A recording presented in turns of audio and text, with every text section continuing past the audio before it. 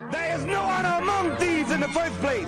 He put hard times on Dusty Rhodes and his family. Hard times are when the textile workers around this country are out of work. They got 4 or 5 kids and can't pay their wages, can't buy their food. Hard times. You know that I'm the cream of the crop. It doesn't matter what your name is. I have come here to chew bubblegum and kick ass. Woo! I tore them all down. And I came here for one reason. To attack and keep coming. I did this for The Rock. You will rest in peace. I asked you 1,000,000 times to join the NWO, or you would be bored. Lie! Shut your mouth, you thong-wearing fatty. Bang, bang. And what you gonna do when Hulkamania run wild on you? And that's the bottom line, cause Stone Cold said so. Yeah! I will ride in nothing but limousines, and I will make love to nothing but the best of the women in the world. You don't know what hard times are, Daddy. You will know that your ass is mine. Bang, bang. The best there is, the best there was, and the best there ever will be. You got a championship belt? And I don't. That's right, I'm a Paul Heyman guy. When Ric Flair's in town, showtime. Woo! Sweet. My belly's just a little big. My hand is just a little big. But brother, I am bad and they know I'm bad.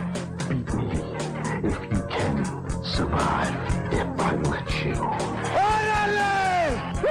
It is Rolex time for the Raven. You just made the list. Who you beat, brother? Kid, do dig that sucker. I am the game. The whole show. If I could be serious for a minute. You son of a bitch. Brock Lesnar. Damn. Austin 316 says I just whipped your ass. Oh, you didn't know? I mean, you're the Donald Trump of wrestling. You make Steven Spielberg look like a guy running 8mm films in a garage someplace. Will you stop? You don't want to recognize my belt, huh? You don't recognize my belt. I think you're a liar. I think you're a flat out, straight up, lying, crying bitch.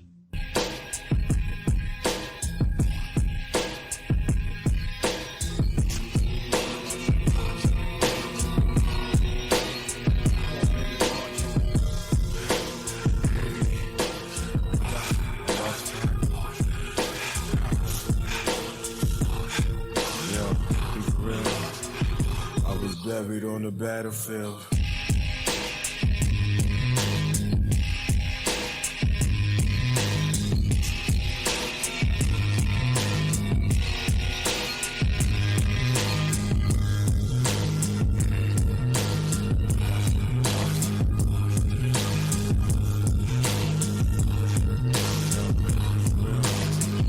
I was buried on the battlefield, located near Israel. The rest of my platoon was trapped upon the hill. I heard that I was buried on the battlefield. I heard mega bombs, firearms, and war alarms, hand grenades, mad rage and evil ways. My destination was to seek life. I mean, stars were so low, they appeared as. All right. Really got to stop letting Anthony pick the intro music. Anyway, what is going on, everybody? Bro, I can't turn the bass down. You got to remember that, dude. That shit. I mean, hey, look, dude, I needed something to wake me up because, man, ooh, SmackDown was kind of sleepy tonight. Yeah, but I can't turn the bass down. Sorry about that, everyone. I don't know if you're still one of those '90s guys that has speakers in your car. Enjoy. If you're not, what is going on, everybody? This is Dirt Sheet Dudes. Please. Oh my God. This was the worst week in wrestling. Anyway, thank you for joining us, guys. I am Boxman. Across from me is Anthony. What is going on, sir? Ox, Hart, chat room. What's going on, dudes? Not much. And, of course, Smart. The smarkety Corden slowly. Go ahead. That's right, fellas. With so much drama in the IWC, it's kind of hard being Smart W, you see. But somehow, some way, we keep coming out with funky-ass podcasts like every single day. What? Yeah, right. What he said. That was good. I like that. Caught me off guard a little bit, but I like that. That was good. That was good. Oh, Nice. and if you'll excuse me for a moment, I got to get some stuff off my table before we begin. So It's cool. I'll explain it in like a 2-minute video, like in an hour. Don't worry. it'll be a callback. It'll pay off in about an hour. Yeah, it's fine. Don't worry about it. Yeah, trust me. You guys will be like, oh, that's what they're talking about. Yeah, all right, yeah. Excuse me. Let me just get some. I got something on my nose here. 1 second. No. It's just some weed, man. It's just some weed. It's just weed. Love you, motherfuckers, man. Sacrifices. I love you all. Really do. When you're a wrestler, you gotta do shit to look good. I mean, that's what they're telling us, bro. You gotta do shit. Dude, we do this shit for the fans. We Anyway, do shit real for the fans. This YouTube shit. This is for all of the. This goes out to all of the bitter podcasters out there, bro. We ain't like that. We do this shit for the fans. yeah. Anyway, let's. Speaking of the fans, let's go ahead and knock these out with a little bit of George Thorogood behind us. A little bit of Who Do You Love? Speaking of Who Do You Love. Anyway, we got Wrestling OD. Shout out to the Wrestling Overdose over there. That is Shaheen. Check that podcast out. You can get him at Apple Podcasts and everywhere you get good podcasts. And don't forget to check out the Patreon, which is patreon.com/Wrestling Overdose, right? Right. Okay, check that out. And of course, if you want to see any of Shaheen's art, nuclearheatshop.com. Don't forget to check out the Wrestling's High Marks. Those are some really good and funny guys over there. They have a great time over there. You can check them out right here on Mixler on the Metal Mint Network. Sundays, I think it's 7 or 8:30. I'm stoned. Leave me alone. Check them out anyway. The Wrestling's High Marks. Anyway, of course, a special shout out to Bobby Anthem and Bobby Blades. And that show is the Inhuman Experience. And you can find that right there on Apple. You can find it on Google. You can find it on Stitcher. You can find it everywhere you find good podcasts. And if you get that, you can also get Bobby Anthem Searching for His Lost Soul every other Sunday. And you definitely want to check that out. And of course, check out Philly Sports Passion. Sports season is back. Holy shit, can't get on Facebook without someone bitching about a football game. Right, Smart? I'm very sorry about that. It's been a rough year. It's not you, brother. It's everybody. You can get that. You can also find Unscripted Wrestling with Eric, Doug, and Daniel over there. Check those guys out. And again, the Philly Sports Passion. And you can check out me and Anthony. We will be over here tomorrow night, right here on Mixer.com/DirtySheepDudes. And that's going to be at 11:30 p.m. Eastern. We may go on early. Yeah, it's Saturday. It's a holiday. Might go on early. And that'll be for the Hollywood Hangout. And I think we knocked that out. You can see the enthusiasm I've got tonight. Man, I'm still eating leftovers, guys. I mean, come on. I still got turkey, tryptophan running through my blood. I've had turkey 3 times today, so leave me alone. All right? Damn, dude. Like, you got to get that shit a break. Tomorrow I will. I'm going food shopping tomorrow. I can't do this. Yeah. When it comes to Thanksgiving, I can eat it on Thursday. I don't want to see that shit again until Sunday. Oh, come on. Like Roman Reigns said, man, if, you still got leftovers in the house, it's still Thanksgiving. Family, man. Family, Anthony. And by the way, I do hope everyone did have a great Thanksgiving and enjoy it with their family or loved ones or whoever they are. But I do hope everyone did enjoy their Thanksgiving. And thank you for joining us tonight. We appreciate that, especially right after the Thanksgiving. And what were you going to say, Anthony? Go ahead, man. I'm sorry. Oh, no. Family. But I was like, that promo, we're not starting off with SmackDown, but that promo, was it Steve Austin-esque? Thanking the fans, you're my family. Like, this makes a little more, at least this was on a holiday. I can see this. The other one was just some episode. So, makes a little more sense here. I don't know what Smart thinks, but. Very little of it. That's what I think. Okay. This is going to be fun tonight. Yeah, we're salty. Wow. Yeah, I guess we didn't have enough MSG over the holiday. Time for more. A little more salt, a little more sodium.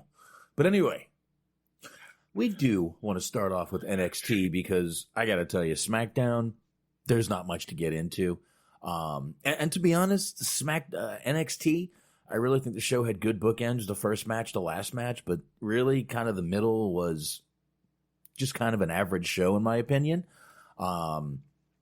So I guess we'll just get into that. At least there were more good on NXT than on SmackDown tonight. So when did you guys actually watch NXT? I watched it about 3 o'clock today.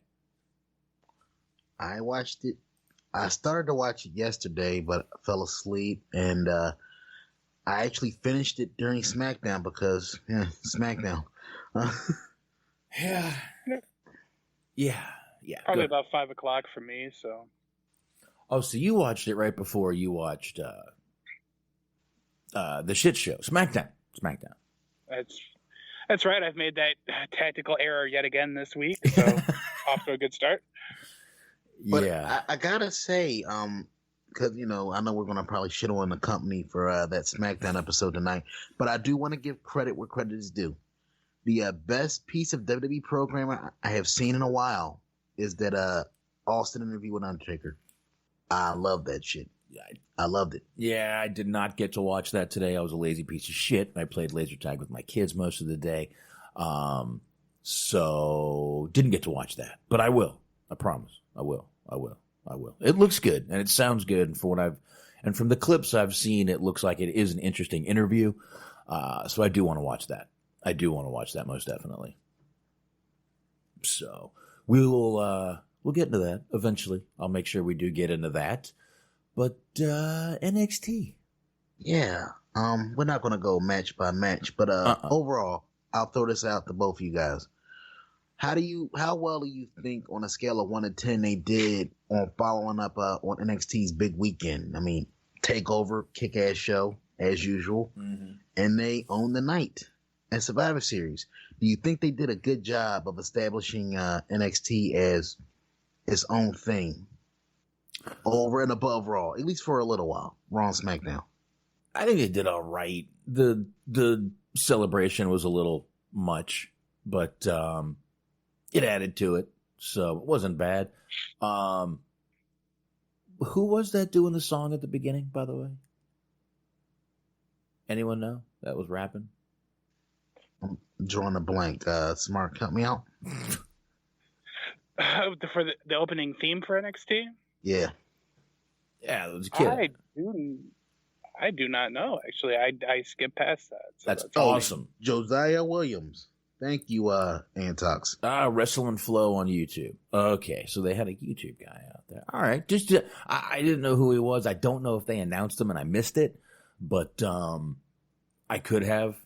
So, I don't listen all that well sometimes, and whatever. But it was all right. I think they could have made. I mean, they did okay at doing that, and they did. I think they did better than Raw and SmackDown at establishing the fact that they were dominant. So, I'll say that. Well, go ahead, Smart. Yeah, I definitely agree with that. I feel like it was a lot better of a show than pretty much anything else that's been on this week, Raw and SmackDown especially. Yeah. Anthony, you asked but did not answer. Overall, like I said, I enjoyed NXT this week. I thought they could have done a better job of emphasizing that they did, in fact, own the night.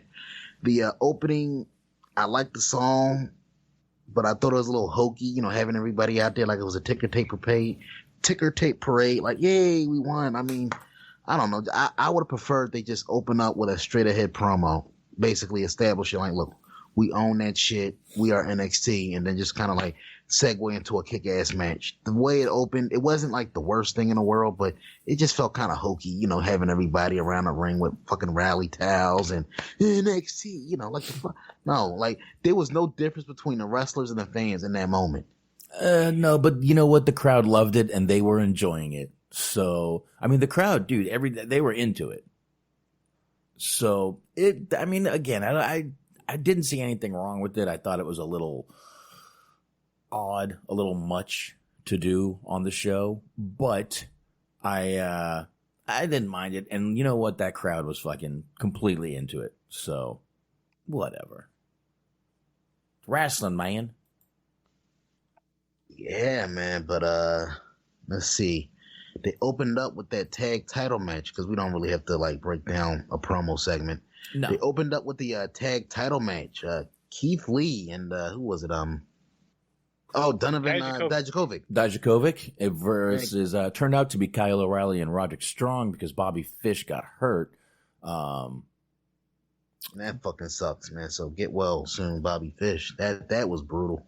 Yeah, it was. So, but great match, man. And Jesus, Keith Lee launched Adam Cole.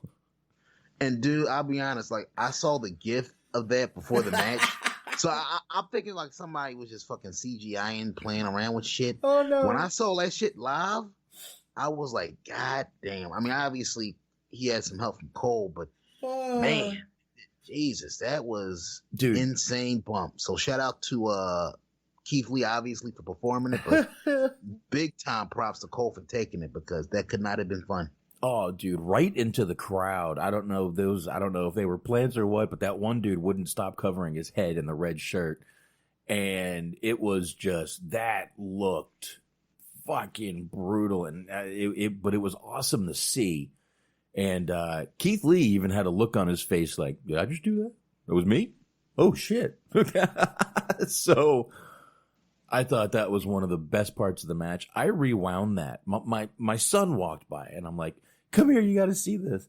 And he was like, whoa, what happened? It was great. It was great. I loved it. What'd you think of that, Smart? Yeah, between actually watching the match itself and watching like the GIF of it, I've seen that about 15 times, and it's still impressive. He launched that motherfucker. Yeah, he did. And we've seen this by what's that guy's name, Anthony, on the indies that does that? Casanova. Oh, I know you're talking about the big guy. He's another big guy. He's just different big than Keith Lee. I've seen him do it on the indies. The guy goes flying over the top rope. It looked like that guy died. But Adam Cole at least went into the crowd. But Casanova Valentine, Ace Romero. Thank you, Antox. That's who. Damn it! I was going to say that too, and I didn't. Well, you could have. You would have beat Antox to it. You would have beat Antox. That's not easy to do.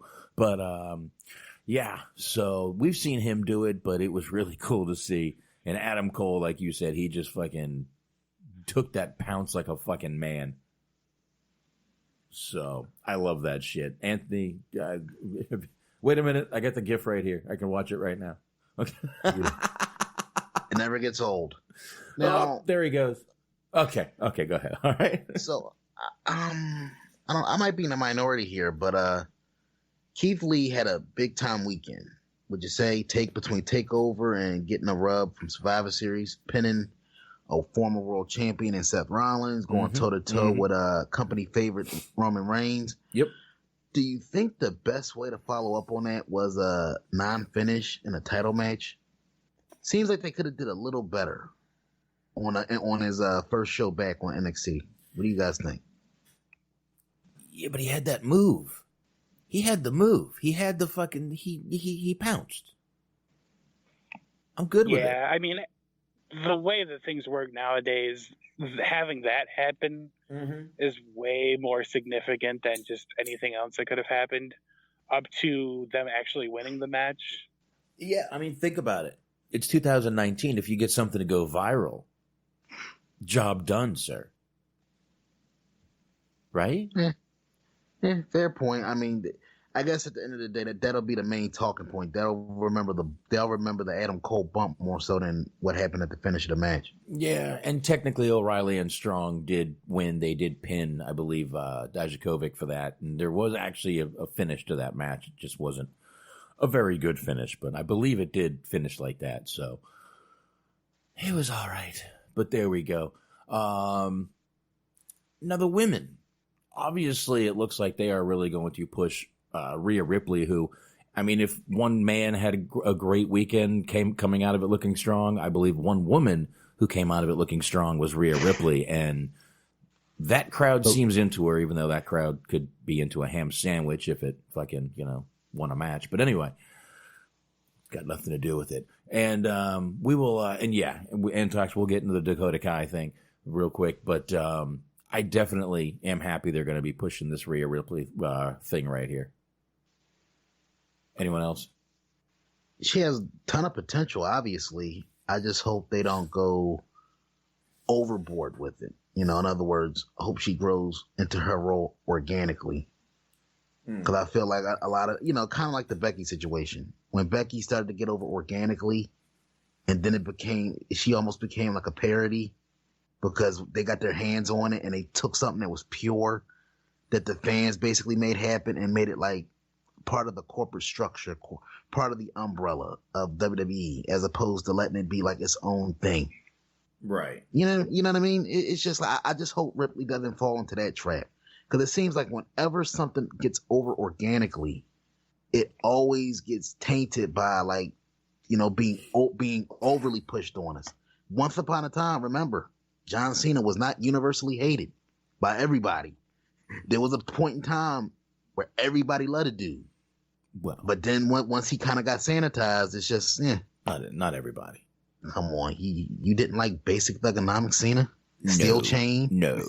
Throwback jerseys? One of the worst rappers I've ever heard in my life, dude. Come on. He didn't rap. He fucking talked. And if ever there was a rap aficionado, I am obviously an expert on hip hop. I mean, Shaheen said it. I am a hip hop expert. So, anyway, Rhea Ripley did confront Shayna Baszler, but let's rewind a little bit back to the Dakota Kai thing. What did you guys think of this Dakota Kai new music, total heel change? How do they get hotter when they go heel? Go ahead. They all do, man. They all do. Even Trish, who was already hot, but man, she turned heel. Yeah. That's what happens, man. I don't know. I don't know what it is, but go ahead. Keep going, Anthony. Smart. Go ahead. I need some time with these thoughts. Holy shit, Anthony. Don't we all? And Anthony goes on mute. And okay, thank you for hitting mute. All right. No, I'm just kidding. He's there. No. Dakota Kai. No. She had a good showing for herself tonight. I think she's going to be an amazing heel for NXT.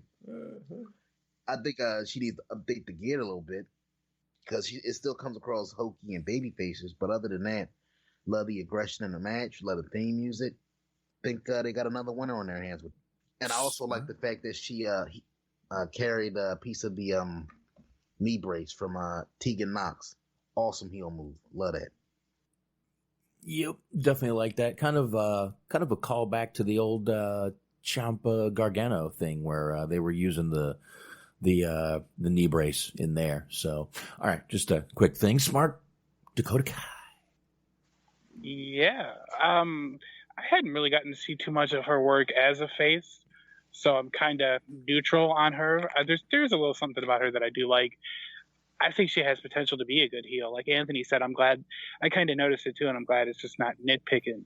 But like the attire that she has like the polka dots. It's like it's very kind of colorful and very kind of. It's doesn't really seem like something that a heel would wear. So maybe change that around a bit. But other than that, I think everything's good so far. She wrestled Candice LeRae on NXT, of course. That was really solid match. Like I said, I haven't seen much from Dakota Kai, but I know Candice is really good in the ring. So it was a good showing. All right. Real quick. Yeah. I'm glad you mentioned Candice LeRae, Smart. Both you guys. She's pretty much, I don't know how much her indie work you watch, Box, but she's pretty much female Daniel Bryan in terms of like, for the women. In terms of like that level of babyface, do you think she should be forever heel? I'm sorry, forever babyface, because I for some reason turning her heel, I feel like that'd just be wrong. Just wrong, because I can't picture her being a heel. I just can't. I feel like she should be like a lifetime babyface. See, I see her as a heel. Definitely see her as being a heel one day. That cutesy look can get over both ways. So I definitely think she'll be a heel, and I think she'll be good at it. I don't know if she's ever been a heel on the indies, but I think she could turn, and if she did, I think she'd be fine at it. What about you, Smart? Yeah, I'm kind of right there in the same boat with you. I'm so conditioned to seeing her be a face. She was a face pretty much the whole time. I think in PWG, she had the tag team going with Joey Ryan for a while before he started doing his whole stick that he's got now.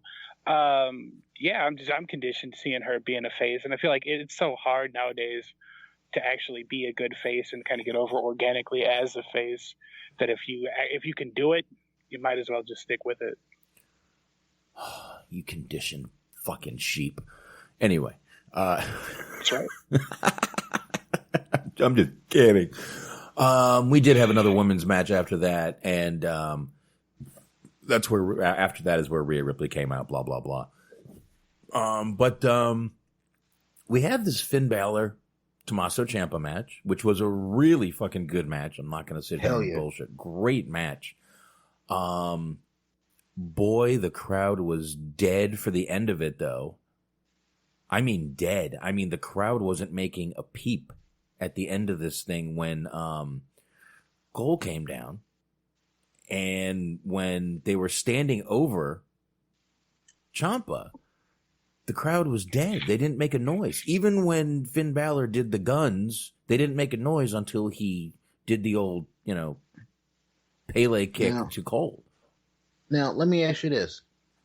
I picked up on that too. Do you think that was because the ending of this show mirrored, it was too Raw-like, it was too SmackDown-like, where you're having a good competitive match going? Because NXT, by and large, has always been the wrestling portion of WWE's content.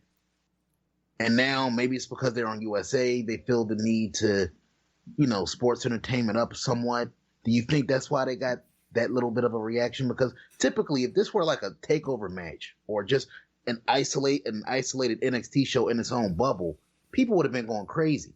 But do you think they was like, it was too Vince-like with that ending? It was we got a finish, but it was fuckery that led to that finish, and that pose, that fucking getting the perfect shot for the hard camera. Do you think that's probably why they not shit on it, but kind of like man, if I want this type of ending, I can just watch Raw? I got to be honest, I'm not 100% sure why it didn't click, but it didn't seem like whether they couldn't see, because they were towards hard camera, so the people behind couldn't see very much. I don't know if that was it. I don't know. I just know that if you play that back, that crowd is fucking dead. I should pull it up and play it. I could if I wanted to. What do you think, Smart? I mean, maybe just a matter of like a law of diminishing returns. Because you had Adam Cole in the first segment, the talking portion of the segment. You had him come back later on during the tag team match. Then you had him come out back again for the main event. And I mean, normally the crowd's always hot for him, but maybe it was just a little bit too much Adam Cole that week. I don't know. Like, it's kind of hard to explain, but I don't disagree. They were kind of quiet during that whole thing. Yeah, they were real quiet. I mean, look, it wasn't like just a couple of seconds. It was a good minute of just silence. I'm trying to get to it right here. I know it was pretty much at the end. If you just give me a couple of seconds, y'all, I will get to the point where they come out. And while we're killing, go ahead. No, go ahead. I was going to say, while we're killing time there, also on NXT this week, the Tozawa versus Lio Rush match was pretty solid. I enjoyed that. Oh yeah, that was fucking fantastic, man. It's like when you're ready to write off, like, to guys like Tozawa, and I don't mean that disparagingly, but it's just you don't see a lot of them because between trying to keep up with the main shows, I can't watch 205 Live, which is where he's predominantly featured. But him and Lio Rush tore it up, man. They really did. Like, for the amount of time that they had, they made everything count. Absolutely. All right, let's see where I'm at here. I can't hear, so give me 1 sec. Let's check real quick. I think I'm close. Give me 1 sec, guys.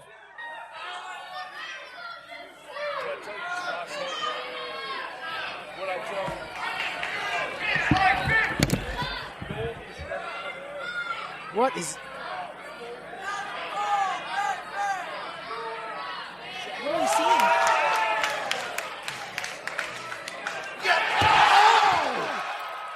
Okay, then they finally pop. You could hear Adam Cole patting Finn Balor on the back.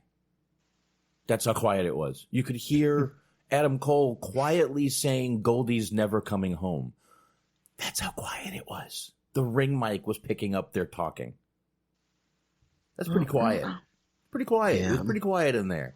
Sounded like a fucking indie show with 6 people outside, to be honest with you.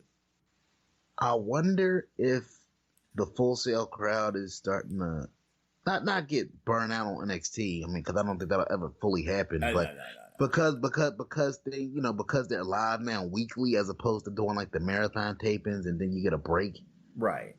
I wonder if fatigue is starting to set in with this crowd. I don't think so.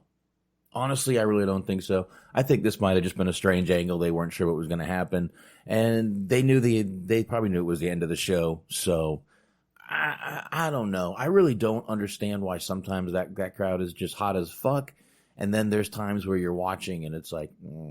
But I do have to say, I think that's why a lot of people were saying, "Oh, the crowd was dead for most of the Jericho segment." I think it was the people that were watching that going, "Oh, well, the crowd was dead for Jericho too." I couldn't hear the crowd because I couldn't hear Jericho. Everything in that whole thing was fucked up because of the fucking sound. Yeah. Plus, it's you have to look at it like it was a segment with 2 heels. Yeah. So who like Cole? I mean, even though Cole's he has like cool mannerisms, but he's still aesthetically a heel. Finn Balor is a hardcore heel. Right. So I think the crowd was also kind of confused. They like Ciampa, who's a babyface in this whole situation, but when Balor took out Cole, it's like, well, who are you supposed to cheer in that situation? Yeah. Yeah, you're right. And I mean, obviously, this is not turning Balor face. He's just showing that he has no friends and he's for himself. Now, 2 things. To Smart's point earlier about the Tozawa Leo Rush match. The fucking German from the apron to the floor, kudos to both those motherfuckers for doing that shit. Because you couldn't pay me enough to take that bump. My God. Wow. That was just an amazing bump there. But we would be remiss if we didn't bring up the fact that this was the first episode of NXT without Mauro Ranallo. How did you guys think the commentary came across? Do you think he'll be back? Because it felt, I'll be honest, it felt kind of weird. Like normally when he's on commentary, good or bad, I'm still listening out, but I found myself kind of like tuned out where I didn't feel like the need to necessarily listen to the commentary. Here's what I noticed. I heard Beth Phoenix and I heard Nigel a lot more than usual. That's what I noticed. Honest to God, that's what I noticed when I watched it. I don't know if anyone else noticed it and picked up on that, but I heard those 2 a lot. It looked like Tom Phillips was just kind of sitting back and let them take it, and he'd chime in here and there. But I think that might have been not a dig at Morrow, but maybe Tom Phillips agrees with Corey Graves. Anyway, that's what I noticed. I don't know if you guys noticed it. Let me know. Talk. Well, I'll say a little, but Smart, what did you think? I mean, to me, I know a lot of people like shit on the guy sometimes, but I would rather take passion over just paint by numbers commentary. And I'm somebody I've been aware of him for quite a while. Like I watched him, or at least I heard him commentate while he was with Pride. Way back when, we're talking like 06 or whatever, but I feel like the problem isn't really him. I'm not a fan of his on commentary, I'll admit, but I don't think it's really his fault because I feel like it's kind of he's being told how to play it. Like I feel like he gets told a lot to just keep constantly referencing pop culture and just stuff like that, and it just like he'll talk and he'll say things that just doesn't sound like things human beings will say. Like it just seems like it's something that he's being told to say for whatever reason. So That gets on my nerves. I mean, he seems like a perfectly good guy. I don't have any personal grudges against him because I've never met the guy, so it goes to show. But what I did notice was during the tag team match, there was like a dive on the outside. There was a big move. I don't remember exactly what it was, but there's a big move on the outside during the tag match to start off the show. And the majority of the crowd started a Mamma Mia chant. So he definitely has his supporters. There's definitely a lot of people that want him back. Yeah. Whether or not he actually does come back. Yeah. Anthony, what did you think? I thought the commentary, like I said, it wasn't bad per se, but it lacked a certain energy to it. I mean, say what you want about Morrow, but he adds a lot of I don't want to say credibility. That's not the right word. He adds a lot of energy to the broadcast, and I feel like a lot of that was lost this week.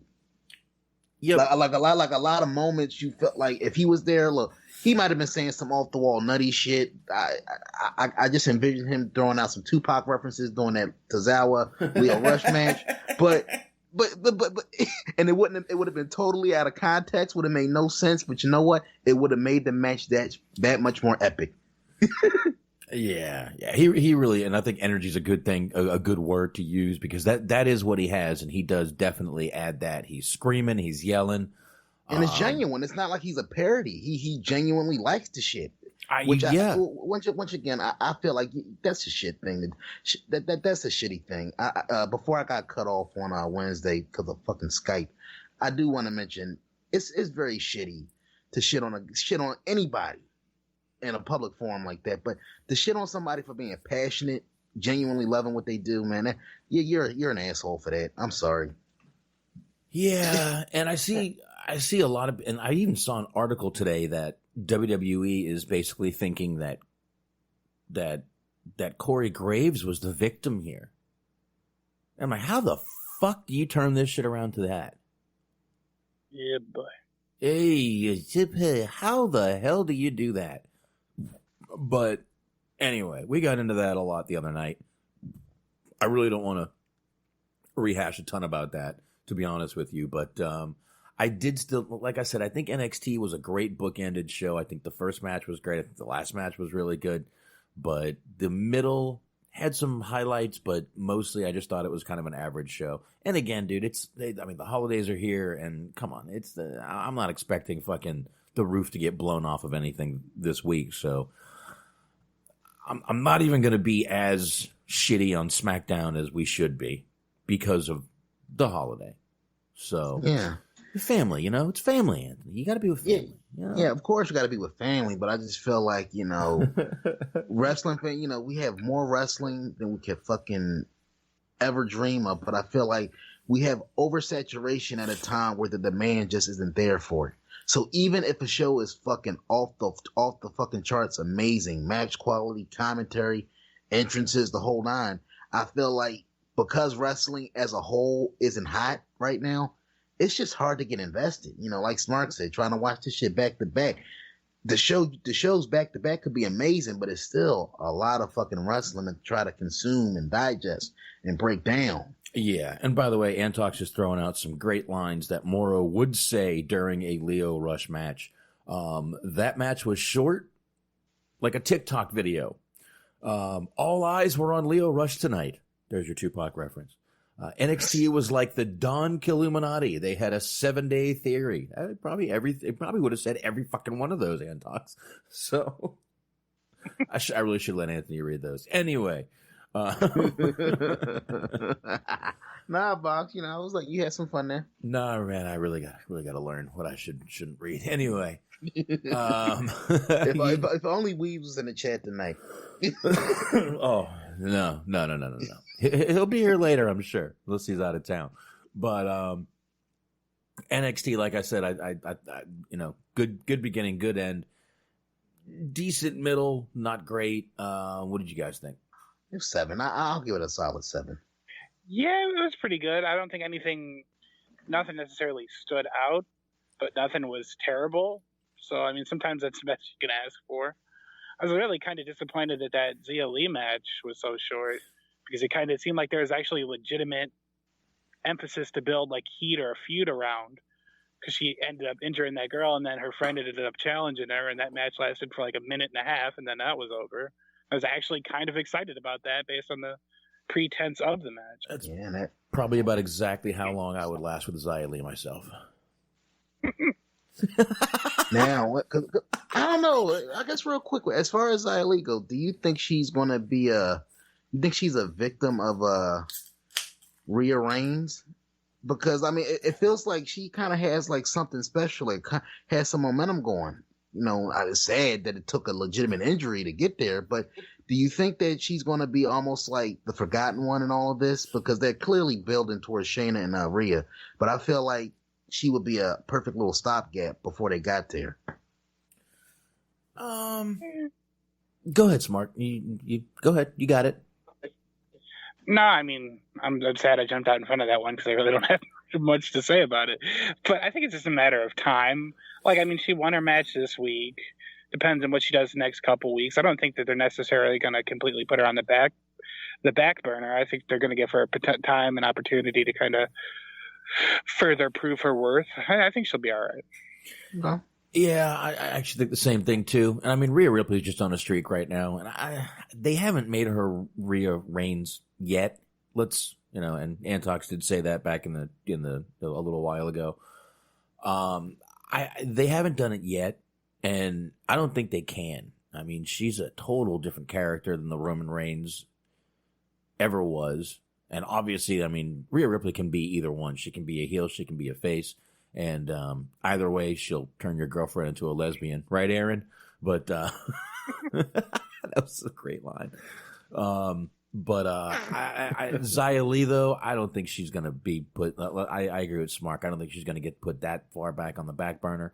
I mean, they've always pushed people and had, you know, the heavy mid card. NXT is pretty good at not forgetting. If this was Raw or SmackDown, I'd be like, oh yeah, she's doomed. But luckily it's NXT. I think she'll be all right on NXT. Yeah, and the one main thing I took out of this show is, goddamn, NXT above any other organization on the planet knows how to book women. It seems like week to week, even if the show you can say is whatever, the women always come out of the show looking better than they did going in. Yeah, up and down the roster. Yep, every week the women are really fucking pulling it off in NXT. I mean, I said before I think it was last Wednesday. I think that right there is their greatest asset right now. Is the women of NXT are fucking killing it. So, all of them, like every one of them going out there, are doing it. It's not just 4 or 5. It's like every one of them. They have a fucking great women's roster right now on NXT. Yeah, everybody has a story. Everybody has clearly defined characters. You know who you're supposed to cheer, who you're supposed to boo. And they go with it. They don't, like I said, correct me if I'm wrong, but Rhea Ripley, initially, at least when we started seeing her, she was very heel-like. But then, like, I guess the crowd essentially turned her babyface. Well, she's hot. Not very good at promos. Love the accent. Let's just leave it there. Come on, she's not Nikki Cross bad with the accent though. No, gotta give her some credit. No, and I think she'll get better. I don't think she's had much time on the mic. I don't know. I didn't see a lot of her. I don't know. I believe she was an indie girl. I don't know who she was. So, bro, shout out to Antox for the Chasing Amy reference. Jesus, I've still never watched that movie. I've still never seen it. Underrated. Yeah, never watched it. Don't know why. That's the one with what's her name, Joey Lauren Adams. Joey Lauren Adams, yeah. God, I love her. She was hot in that movie. Oh, she's hot in every movie. I like the squeaky little voice. Yeah, I can live. She's hot. I can live with it. Yeah. I'll watch it one day. We'll do that one day. Anyway, so that was NXT. That was NXT. By the way, I'll give it a. I'm gonna go 6 1/4. How's that? 6 1/4. Hey, Smart, what'd you give it? I'll go right about that range. I'll go probably 6.5. All right, fine. Up me a little bit, bastard. That's right. Hey, a half inch means a lot in certain areas. Yes, yes, it can. Yes, it can. Give me the difference between a Magnum and a regular, sir. I understand what you're saying. Anyway. Got a show full of Bobbies tonight, I guess. A show full of Bobbies and no Lana on a Friday. Goddamn. Oh, shit. All right. Let's get into SmackDown, and then we'll get into some... Then we'll get into some Teddy Hart. I can't play all of that because it's just too sad and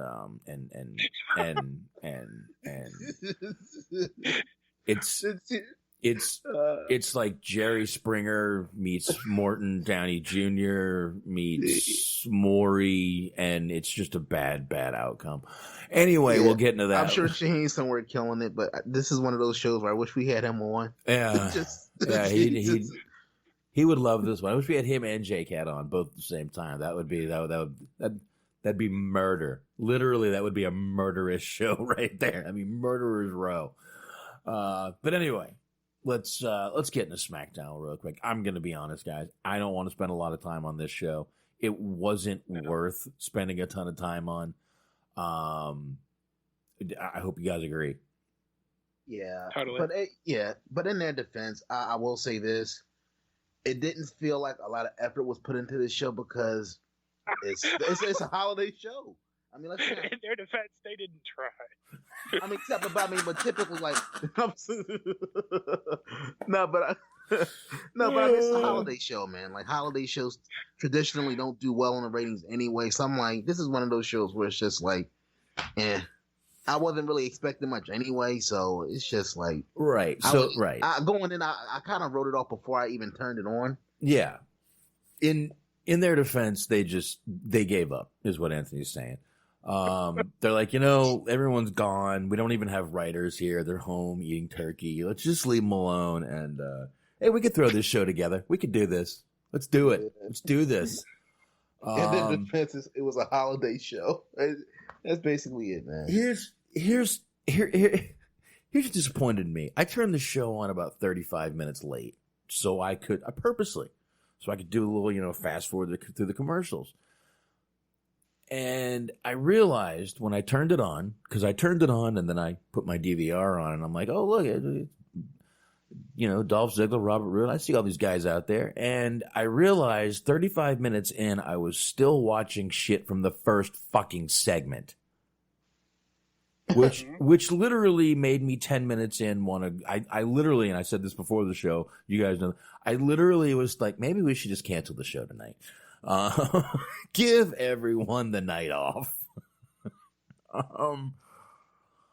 And once again, the show opens, with a Reigns promo that transitions into a back and forth with Corbin, which immediately turned me off. And the match with that transitioned into a match between Bobby Roode and Roman Reigns, which as an actual match, it wasn't anything mechanically or technically wrong with it, but it was just one of those things where you weren't on the edge of your seat because you already knew the outcome. Roode is a very capable wrestler, but he means jack shit on this roster. So it wasn't one of those matches where I hate when they do these long 10, 15-minute matches. Yeah, the guy puts up a hell of an effort, but nobody in their right fucking mind, even in Alabama, thought that fucking Roman Reigns was losing to Bobby Roode, bro. The fuck? I mean, no. And once again, I'm sorry, but Dolph Ziggler, no one is ever gonna get behind another Dolph Ziggler push with what they've done to this guy. He would be so much better off if they released him. I wish they would. I wish he would leave the company because, you want to talk about a fucking ceiling. He's hit the fucking ceiling, bounced off of it, hit it again, bounced off of it. This guy has a fucking ceiling, and it's not made of glass. It's made of fucking titanium. He's never going to break through it, dude. Dude, I look at it like this. He was rocking the Tommy Dreamer special. What I mean by Tommy Dreamer special is he had on the SmackDown cap. Anytime somebody's on TV wearing company endorsed merchandise, they don't give a fuck about you. Whenever you're on a show wearing like pay-per-view event t-shirts, caps with the show logo on. They don't give a fuck about you. So the minute I saw this dude coming out in a fucking SmackDown fitted cap, I'm like, yeah, they don't give a fuck about this dude no more. He's just punching the clock. He has. That's the problem. He has been for years, and they try to give him these little pushes just to keep him there. And you get into him, and they're like, "All right, he signed. Put him back in the. That's it. Put him back in his fucking place. Put him back in his place. That's it." I feel horrible for the guy because he's way better than this, and I think that's a guy that could make a shit ton of money out on the indies. Maybe end up in an AEW. I really think he would end up over there eventually. But I think window's closed, bro. Probably. But I think he could make a shit ton of money going out there on the indies, and I think he would be so much fucking happier, man. I just feel bad for the guy. Like I said, I think he's hit the fucking ceiling, never breaking through, and no one's ever going to get into another push of his again. It's just not going to happen. There's my piece. Sorry, got on my soapbox a little bit there. Smark, what you got on this? Yeah, I mean, it's not even like the problem is that he's being underused. The problem is that it's the same cycle over and over and over again. They underuse him. He complains about it on Twitter. He starts talking about how he looks forward to actually having an opportunity to showcase himself. People start believing the bullshit rumors that he's going to go somewhere else. And then suddenly, once everybody gets behind him, it's, oh, guys, 3 more years of this shit. They added an extra 0 to that contract, and I went ahead and signed it. Yeah, I mean, listen, rumor was, what was that, maybe a year and a half, 2 years ago, that he was getting like over $1 million a year. Yeah, and plus you have to realize, it's weird. Dolph Ziggler is an indie darling, an internet darling, but all he knows, he's a product of the WWE system. Mm-hmm. He's only ever known WWE. And you got to understand, even though the net loves him, when you get used to that lifestyle, like I said, he's not going to make the kind of money anywhere else that he is in WWE. He gets television exposure. You got to figure, even if he's getting buried on TV week in, week out, more people know who Dolph Ziggler is than, say, Orange Cassidy. So I guess it's hard, you know. You get used to a certain lifestyle. That's why he sticks around.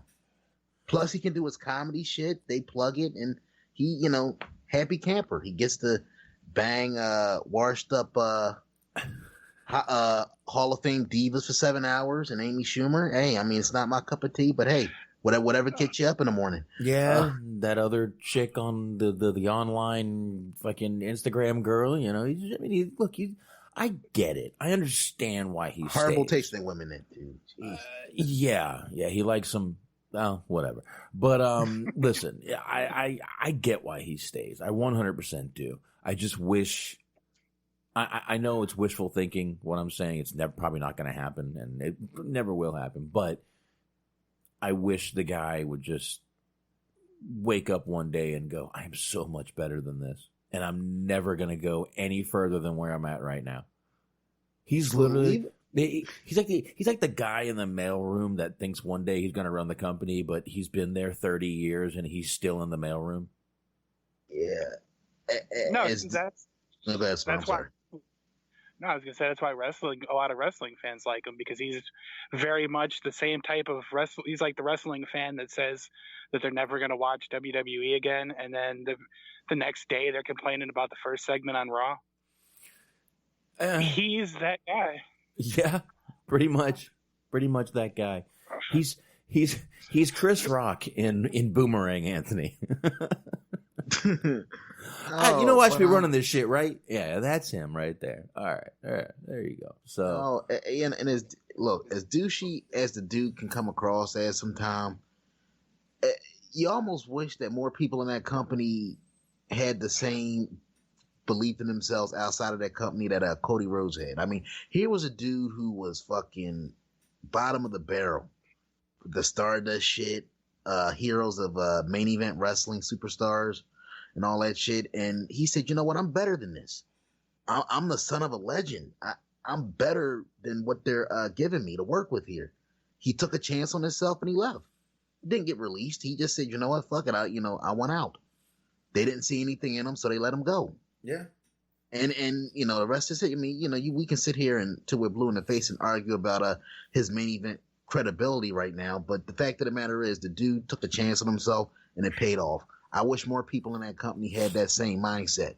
Even if you're not the shit, at least act like you're the shit, and see what you can do with the chain. With the chains uncuffed. Act as if. I get it. All right, so I'm going to move on to the first Firefly Funhouse because we got work tonight. There was a whole WWE is pushing this whole thing of a new face of the Firefly Funhouse. It was just the belt. That belt as it always does. It sparked up a lot of debate online. Let's get this out of the way. What'd you guys think of the belt? I like it. I got no problem with it. Honestly, it's a belt. What the fuck? It's a prop. Come on. You really want me to sit here and bitch about a belt, dude? Oh, I'm not going to bitch about it. I love it. I love it because it fits the Bray Wyatt character. It does. It fits the Fiend character better than that fucking shit that they had before. You don't see his character walking around with a belt that's, nice and shiny and purple, pink, blue. That fits his character more. Yeah, it fits his character. It fits the brand. It's both, Anthony. It's good for both, right? Right? Mm-hmm. Uh-huh. Go ahead. It's Mark. Yeah, okay. I mean, I know it's kind of silly to care a lot about a belt, but you think about the people that held, the world title, people who've been world heavyweight champion, the Ric Flairs, Randy Savage, Stone Cold, The Rock. You think about it and you think, and I just don't care. It's a blue belt. Who gives a shit? That's pretty much my point. Red, SmackDown's with blue. Who cares? Yep. Exactly. Go ahead, Anthony. Yeah, my point got buried, so yeah, it's a belt. Fuck it. It's a belt. It's a belt. Let's move on. I mean, this was like a show-long theme with the Fiend and Daniel Bryan and people saying, you're crazy, Daniel Bryan. You survived Survivor Series. Move on. So I guess we're going to be talking about that in and out. But can we talk about the big story on SmackDown? The only thing that matters. Okay, so Sasha Banks and Bayley got there, and Lacey Evans comes out. No, fuck that. What? Wait, what? No. The only time we'll ever put over this legend of the game, Box's favorite wrestler for a number of reasons, Dana Brooke. And, breaking the internet with a certain Dave Bautista. Can't call him Bautista no more because he's retired. So we're going to use his government name, Bautista. By the way, it is her 31st birthday. Happy birthday. Yep, and she's, ironically enough, you say she's 31, but she's probably on her 47th deep dick stroke from Mr. Bautista.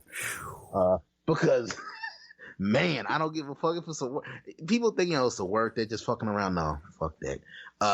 Batista is like the Wilt Chamberlain of WWE. That looks seriously. I mean, fuck his wrestling career. He should go in the Hall of Fame for his career with the women. Good lord. Yeah, Batista's a fucking man. He's obviously out there hitting on Dana Brooke, which, hey, let me tell you something. I get it. If I was single, I'd be doing the same thing. So, Box, I mean, I know you can beat that. I know you can beat the bricks off of CM Punk, but when you saw that Batista beat you to the DMs, were you looking for his contact information so you could set something up? No, brother, we need to step outside. You can. He's in his 50s, bro. You probably could take him. No, couldn't take Batista. Absolutely not. That dude's huge, bro. Right. He slimmed down from his wrestling weight, bro. You realize that, right? No, but he's dude. Have you seen him in the movies? He's back up there again. I've seen those movies. Oh, I haven't seen them, but I've seen the trailers. He's still jacked. Trust me. Nah, but jokes aside, what did you guys think about that little back and forth online? You think it's real? Think they fucking around or happy couple? What do you guys think? I think Dave's trying to get laid. Anyway, Smark, what do you think? Well, if you were smart, you could work a deal with him out. You could be fucking 2 or 3 hot women together at the same time. He'll let you wear his blue tights, his sparkly necklaces, and pajama pants. Oh, whoops, wrong segment. Yeah, I think he's going for it, and I think it's going to be a layup for him. I think old boy is going to be doing well for himself in about a month or two. Now listen, she likes the jacked guys. Her ex I believe fiance was a bodybuilder, and she was a bodybuilder too. So, man, you never. She likes the big guys. So, yeah, I mean, good career move. Yeah, wouldn't be bad. But hey, listen, Batista's Batista. If he wants to, if he can do it, go ahead. She said, hit up my DMs, and he said, damn right I will. So good for him. This even got her a segment on SmackDown tonight. Mm-hmm. Seriously. This got her a segment on SmackDown tonight. And I'm sorry. She was at the pay. She was on a Survivor Series team, right? Yeah, she was. And I'm sorry. She's hot as fuck. Whatever. You know. She looks good to me. But yeah, Dave, if you get it, take pictures, buddy. We know what you do with pictures, my friend. That's all I'm saying. We know what you do with them. Yeah. And the best part is, right when the action about to go down, I just picture Batista. Give me what I want. Yeah, scared the shit out of her. Mm-hmm. About to walk a couple miles in her pit of danger. Pit of danger. It kind of makes you wonder, like, you think Batista, before he's about to get laid, he does the whole machine gun thing he used to do? Oh, I hope so, dude. I hope he does it as he's coming. Like, that's what's shooting out of the machine gun. Like, that's just and he's fucking pow pow. That's what I would like. That would just be classic in my opinion. But I mean, seriously, man, like, how the fuck can you hate Batista? How can you hate on this dude? I can't. I've always liked him. I was a fan of his even back in the old Deacon Batista days. I liked Batista always, man. I thought he had a great look and he was better in the ring than most guys his size should have been. And that was my opinion. I always thought he was good. So, yeah. Thank you, Antok. So we got the return of Alexa Bliss tonight. Elias, Sheamus. God help us. Hey, listen. You want to bump those ratings up? Sheamus is your man. Who needs pussy on Friday nights when you can have an Iron Man match with Sheamus? Oh. Hey, bitch, I'm sorry. I let her hang on my dick right now, but I got the Sheamus match. Yeah. Mark Henry's coming out of retirement. Oh, shit. They're going to have like a 35-minute classic tonight. We got that pussy can wait. Sheamus is on, baby. Sheamus is on. Yeah. Mark Henry's going to beat him like he's Jim Cornette. All right, let's move on. Let's move on before Smart says something that gets us kicked out off the air. So what else we got here that's worth mentioning? I gotta be honest, guys, this was just the New Day came out. Daniel Bryan, of course, is always the highlight of the show. And we did get the return tonight of the Yes Movement. Let's talk about that. Yeah.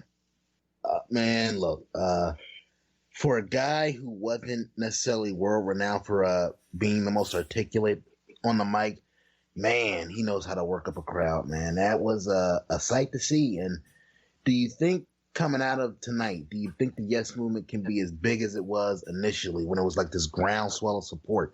Because if you remember, that's what got the Yes Movement over, like, because they didn't, he was the guy that they didn't want in the top spot, but the fans essentially forced the company's hand. Now it's almost like the Yes Movement has become a part of, like I said earlier, the corporate structure. They're behind it because it generates them a lot of money. Do you think that it can get as big as it once was? Smart, you want to go? Or you want me to go? Go ahead. What do you want? I guess I can go. Go for it. I was kind of a little bit disappointed by it because, like, the whole thing was they were teasing the fact that he was having a bit of an identity crisis. He really didn't know what to do with himself.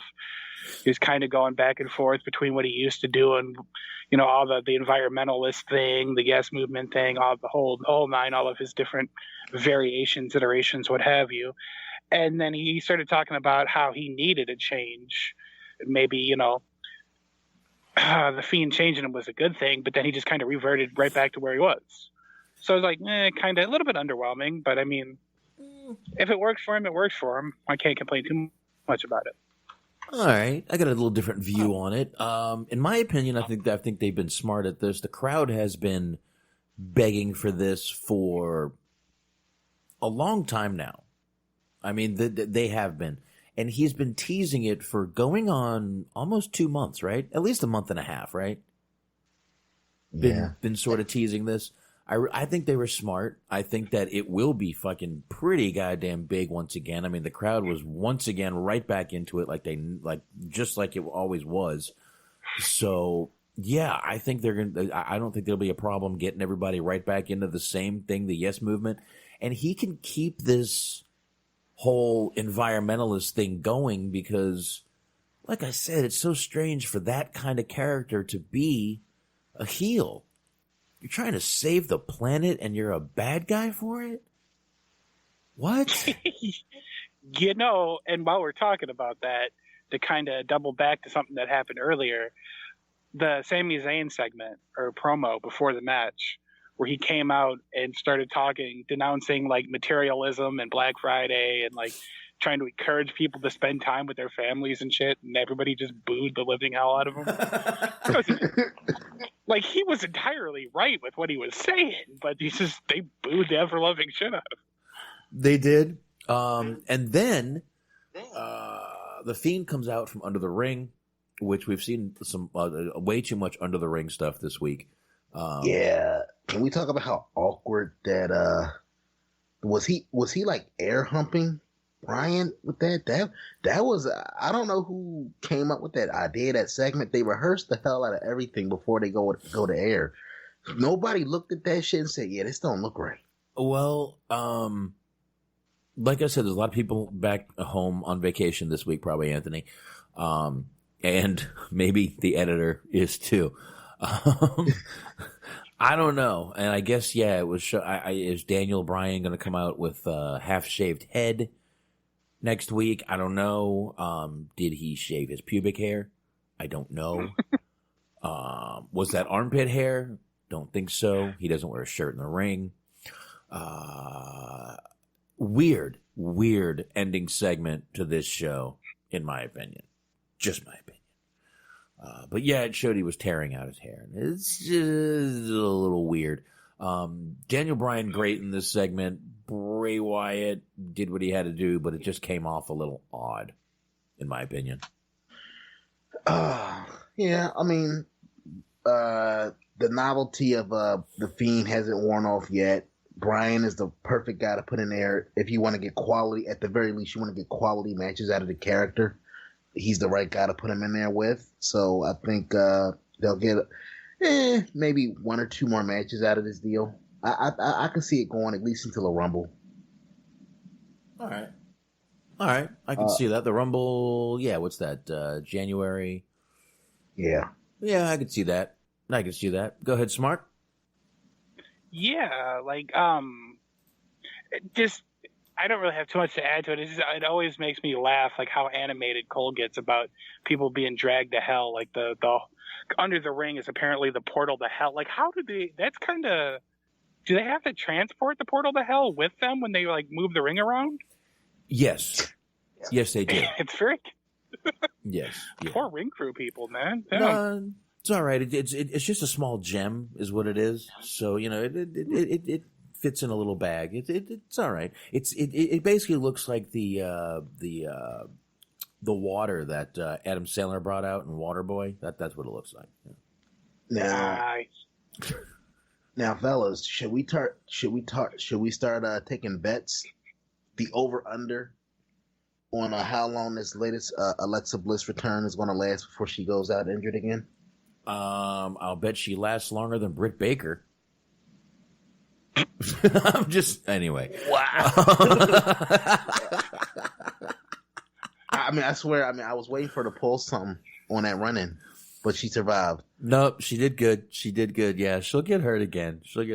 All right, Antoch is going to a WrestleMania. Let's do this. Over under WrestleMania. Do you think she will make it to WrestleMania or be hurt by WrestleMania? Let's do that. Good one, Antox. Thank you, sir. You gave me an idea there. Over under. No. I believe it or not, I think she will get actually hurt on the road to WrestleMania. So whatever the pay-per-view is before WrestleMania, she'll miss it. She'll miss WrestleMania this year because she'll get hurt on the pay-per-view before it. Okay, so she will miss WrestleMania. Smart. I'm going to go ahead and say she gets polio at the Royal Rumble. What? Well, either polio or dysentery. She's got it like, it can't just be another broken bone. She's got to up the ante. Oh, okay. So she won't make WrestleMania is what you're saying. Yes, that is the point of my meanderings. I'm gonna go for broke. She gets hurt at WrestleMania. I'm going for broke. She makes it to there and then gets hurt. I'm going for broke. And because it's 2019, we should clarify, we're not advocating for the woman to get hurt, but it's just she's starting to enter that edge territory where she spends more time on the injured reserve than the active roster. Yeah, but yeah. So there we go. I say she gets hurt at Mania, and there you go. Well, if you want to get hurt, might as well get hurt on the biggest show of the year. Yeah, you might as well. Anyway, is there anything that we missed on SmackDown that you guys remember? Or like I said, I didn't want to spend too much time. I think we might have spent too much time on it already. So I mean, if I had to say match wise, I did enjoy the New Day and Nakamura and Cesaro match because look, anything involving Cesaro in the ring is fucking fantastic. So in terms of match quality, I feel like that was the best match, and maybe it's because I haven't seen him in a while, but it was cool seeing Elias back, even for a brief little segment. Yeah, you're right. It was good seeing him back. It was definitely good seeing him come on back, and yeah, I will agree that was a good match. Thank you, Antox. Ali beat Drew Gulak, but I really can't. Well, can't what? I don't know. It was a decent match, but once again, it really added up to nothing because you know they're not going to follow up on it. Ali's going to be back to doing Ali things. Gulak is going to be back to being fodder for whoever the top guy is on a given episode. So the match was what it was, but you know neither guy's going to come out of it looking better than they were going into it anyway. So it's hard to kind of get excited for it. But it was a cool shooting star to finish. Yeah, but it was a good match, and I mean Gulak, man, I wish they had kept him on NXT. Is all I'm going to say. How's that? He was so much better on NXT and 205 Live, going back and forth between those two shows. I wish they had kept him back. Is all I'm saying. But thank you, Antox, for bringing up Ali. He's going to tie into a point I want to make about once we get into the Teddy Hart stuff. Really? Okay. Yeah. All right. No, in a good way. In a good way. Trust me. If the wrestling business had more guys like Ali, it'd be in a better place. I mean, Ali's not a cop anymore, right? That's all I'm saying. I've been saying the golden opportunity was missed when they were doing those segments. Like, I just want to make this world a better place. They should have had him doing the segment walking past Teddy Hart house. Should have had him walk in there. Should have had him walk in with a fucking sheriff. But anyway, let's. I guess we can move on to that since we're already talking about it. And all I can. Anyway, SmackDown holiday show. Let's move on from that. I don't even know where to start with this. First off, before I sent you the clips, okay. Did you know about the situation? No, I didn't know anything about the situation. I had no clue that Maria Manic, right? Is that her name? Yeah. Was with Teddy Hart. I knew she at one point was with Schlack. I remember that was during the old THT days, man. And didn't know she had moved on, and she gave some information in this video. And I guess that's the first one we'll start with is the fuck you Schlack, right? And no, I had no clue of this. Didn't know they had some YouTube show they were doing. Yeah, I mean, this is like the trailer park version of Flavor of Love. Best way I could describe it. which is scary because the trailer park version of Flavor of Love was Flavor of Love. So but seriously though, more of a flavor of meth situation. no, but jokes aside though, at least the Flavor of Love, as fucking horrible as it was, the fact of the matter, at least it had comic relief to it. You walked away from it, you had some laughs. Yeah, he's making an ass of himself, but it was funny. This started off kind of funny, but then the more of it you watch, it's like, this is pretty fucking depressing, especially when you know the kind of talent that fucking Teddy Hart is, man. And it's just being wasted away on bullshit. Yeah, but Teddy Hart is also known for blowing up his own career. And I'm not meaning in a good way. He's committing career suicide over and over again. That's what he's kind of known for. Correct, Anthony?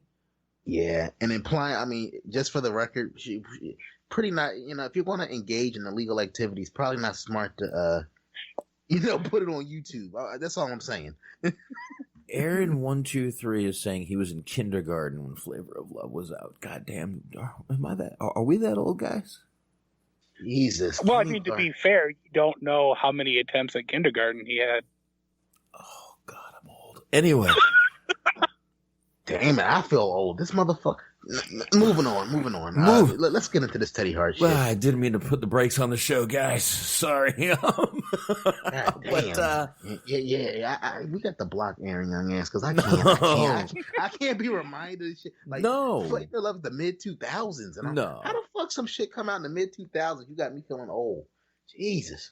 And actually, Aaron will be he has something that he asked me to do for his college course, and he wants to come join me one night, watch how I do this, watch how I work the magic for this show. So we're gonna have Aaron on with us one night, probably a Friday, most likely a Friday. I don't want to be rushing him out right after the show, so probably on a Friday we'll have Aaron joining us, and he'll be sitting right here beside me. So we'll see what happens with that. Boxman, your little trader secret. Boxman turns into Vinnie Mac in the headsets when it's time to take it home on Wednesday night. God damn it! Wrap this shit up. All right, see you motherfuckers next week. Yeah. We'll see what's going on with these Wednesday nights. Anyway, let's get to let's just, you know what? I'm tired of talking about it. We can't do it the justice that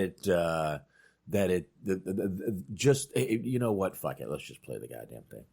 Let me just start out by saying that I do not like drama. I do not like calling people out. I don't like any of that shit. I'm not a bully. I don't like to cause controversy. And Teddy, you know that. Like, as dramatic as I am, I don't like to cause controversy, especially with Schlack being someone that I really appreciated and cared about. And he did so much for me. Not really true. Is true. He did a lot for me, and you've admitted that many times. Shoot to Schlack. I don't know your relationship well enough to fucking do fuck all, but I've seen you twice now, and you fucking first time you lied, shoot, and said I fucked Marie in her room, and you, me, and Nick Gage and Jimmy Lloyd were in that room at the same time, motherfucker. I didn't say shit, but she hung out with me once. I never fucking said a word. I let it slide. You texted her behind my back that I was talking shit. I fucked her twice before that ever happened. I never said a fucking word. If I had a big dick or small dick, or if she fucking came or tapped out because I fucking long dicked her stomach so bad she thought she was a fucking man-eating tough bitch, and she got fucking put to sleep real quick. So you can have that fucking sloppy seconds, sloppy thirds, dude. But the fucking time I see you, I didn't say shit about Maria and never ever disrespected her one fucking time, dude. I don't do hardcore matches. I do a fucking real life walk outside. I'd rather shake your hand and give you a fucking hug and tell you how fucking cool you are and how badass you are and how much I like your matches, because I'm the fucking biggest fan of yours. But don't be a fucking player-hating pussy-ass fucking bitch, dude. I'm asking you to call me and finish her tattoo because she's your friend. And no, the problem is that I had a tattoo that he started. Yeah, you guys have seen it on my arm for a long time, and it's... Pull my sleeve up. Hold on.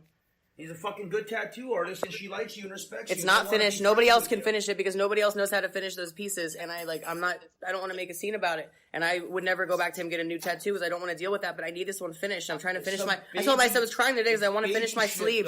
Hold on. I look stupid with one tattoo sleeve. I want to finish that piece so then I can do the rest of the arm. And it's like, he promised me when we started dating, if he started a tattoo, that if he was going to start something and we broke up, he would always finish it. And I texted him so nicely today. I said, hey, we're going to be in Philadelphia on the 15th of that weekend. If you could please find any time to do my tattoo. And he said yes.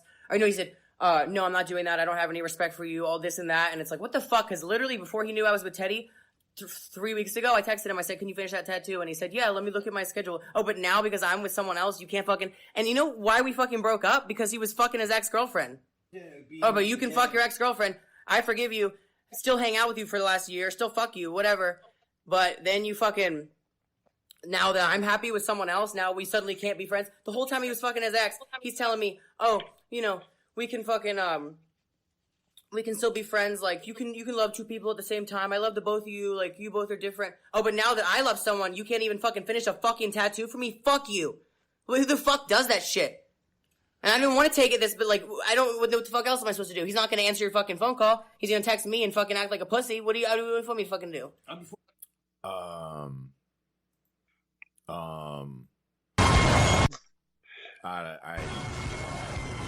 This is awful. This is a really, really weird way to sell a pay-per-view match. Coming to a trailer park near you. Oh my god.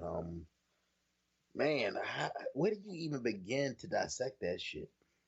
Cause there was, I mean, and that's not even half of the clip. That was just to whet the appetite. But upon initially hearing that, what did you guys think? Like, work, shoot, or just a sad collapse of a guy's career? The sad collapse of a couple careers, not only one. Not only one career, but two. This is over a tattoo. So let's see if we can get a Jerry chant going.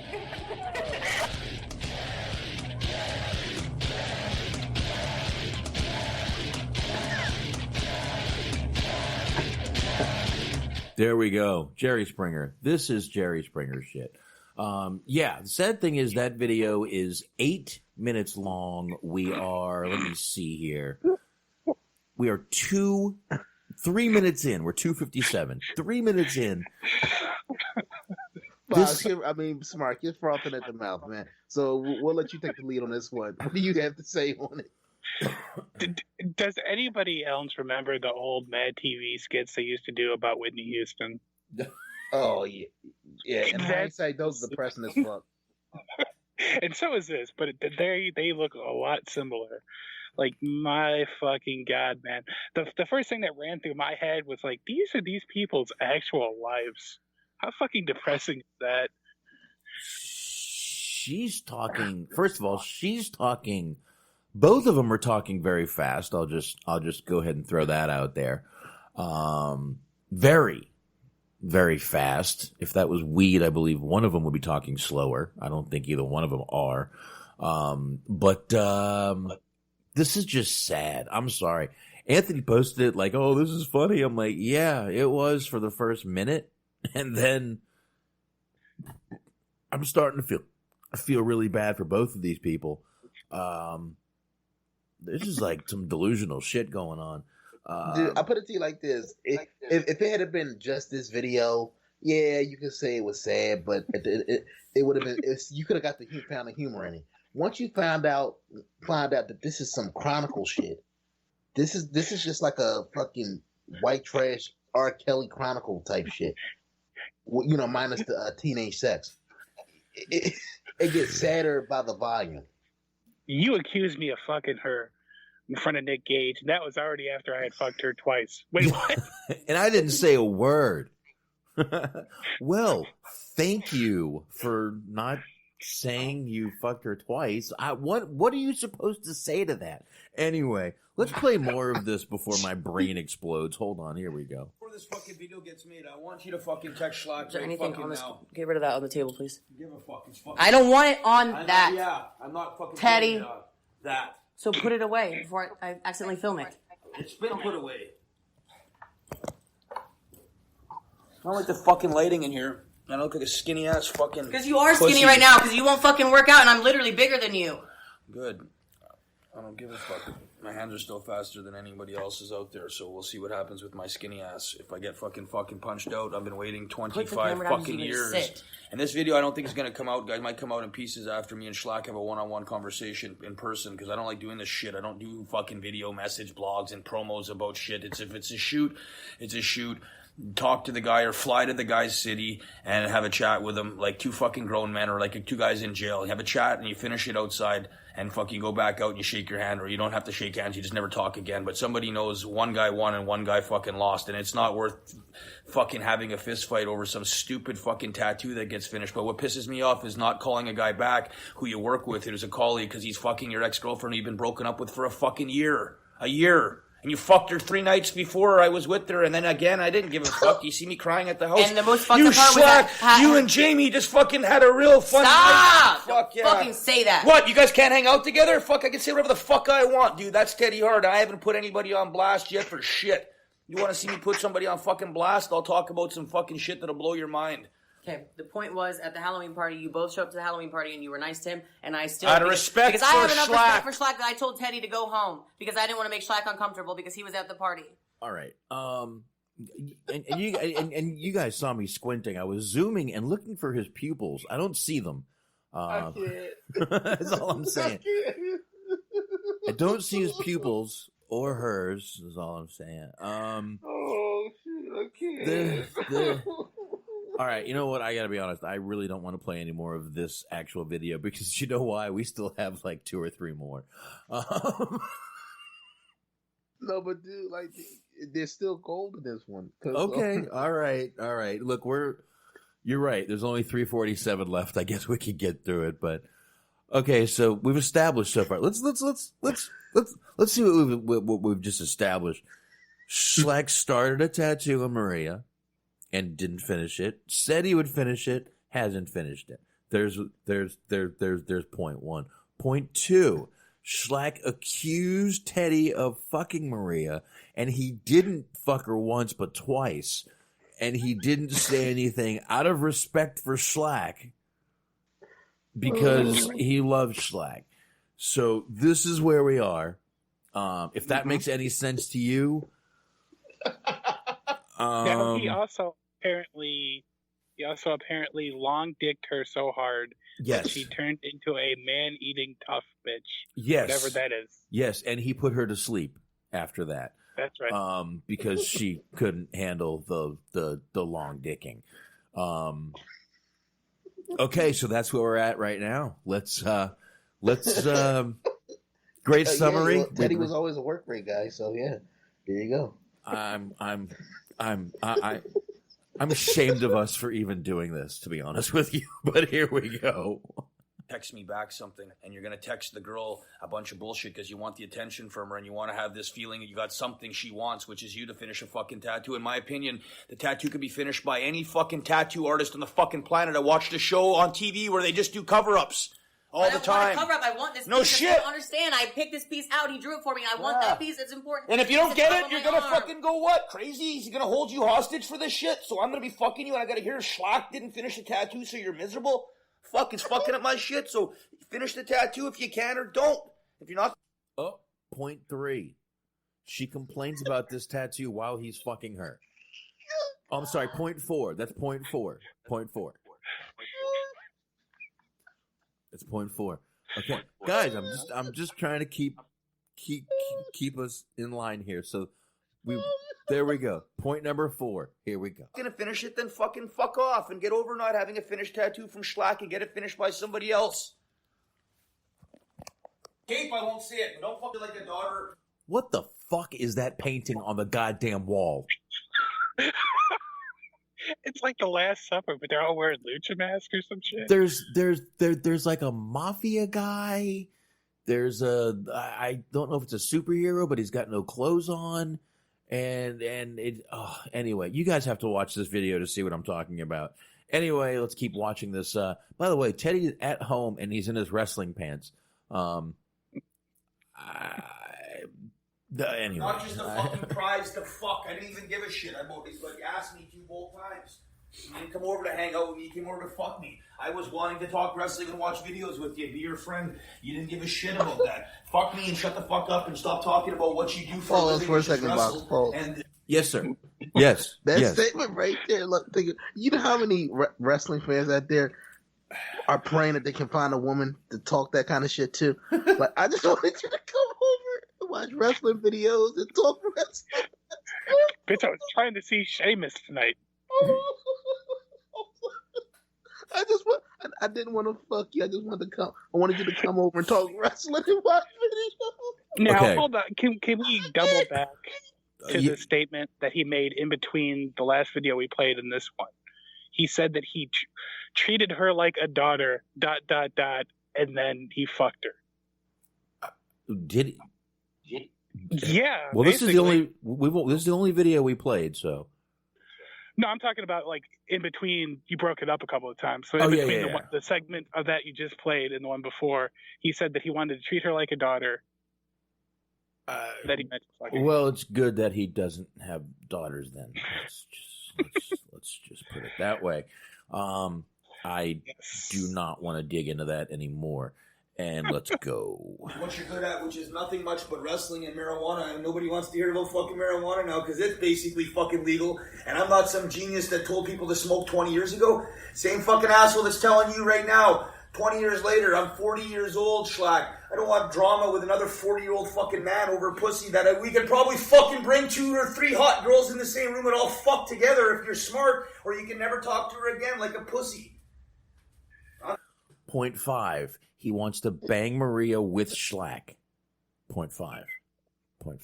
Well, I mean, who doesn't? I mean, and obviously he's down for it. If he was smart, if Schlack was smart. So 0.5. There we go. I'm trying to help you out because I actually respect the guy that tries to be a fucking tough guy and a hardcore wrestler. And that's as much as I can empathize or get to know your brain. We've talked like maybe 8 times in our lives. Let's pretend we're best friends. Not at all. But she said you're a good guy, so I want to be your friend. Even if you're her ex, you should still be happy that she's with somebody and you can still live through her and hang out with her instead of being a baby. You sound like a fucking baby, dude. And that's not the guy I watch in the fucking ring kill himself or get hung and fucking brought up on a fucking set of hooks. That guy's a real fucking man. Not some baby. You're fucking my girl now. She's not your girl anymore, dude. She's fucking my girl now, and fucking guess what? She can do whatever the fuck she wants and fuck whoever the fuck she wants. And I'll still be here for her.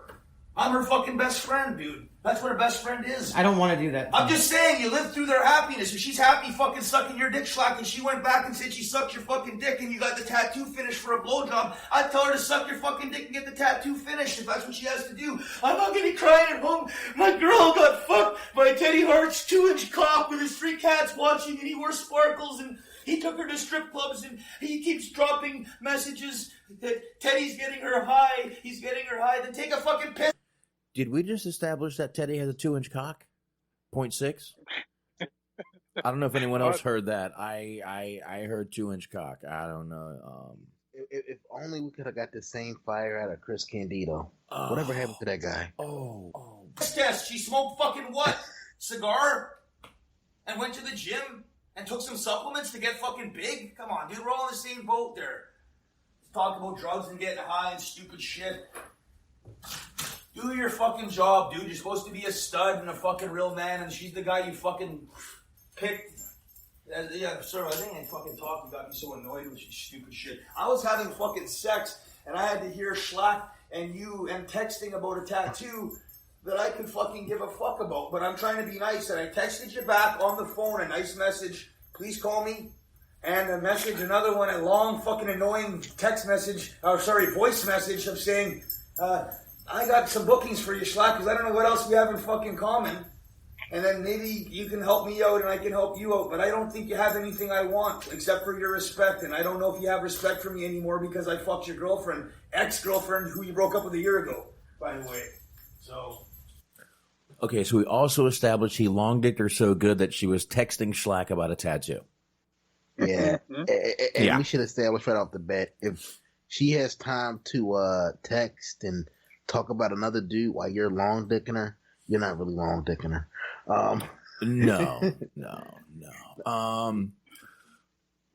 I don't even know where to start with that anymore. Anyway, that was the first video that you can literally go to their little YouTube and you can watch all these. There's way more. Like I said, I had no clue they were doing these, but I guess they're putting these out all the time. Now, I will say I don't really have a lot of analysts for this, but I was watching this or listening to this while at the same time I was watching SmackDown, where at that particular portion of the show, Bray Wyatt was rapping about shape-shifting lizard people. I thought that I was starting to actually have like some kind of a mental breakdown. I questioned what reality was. You should have. But yeah, this is sad, dude. This is literally like almost watching. Teddy Hart should never let people into his personal life like this. No. His wrestling life is already just like I said. His reputation is not the best in the business, and this is not going to help you as far as I'm concerned. Right? Anyone disagree with that?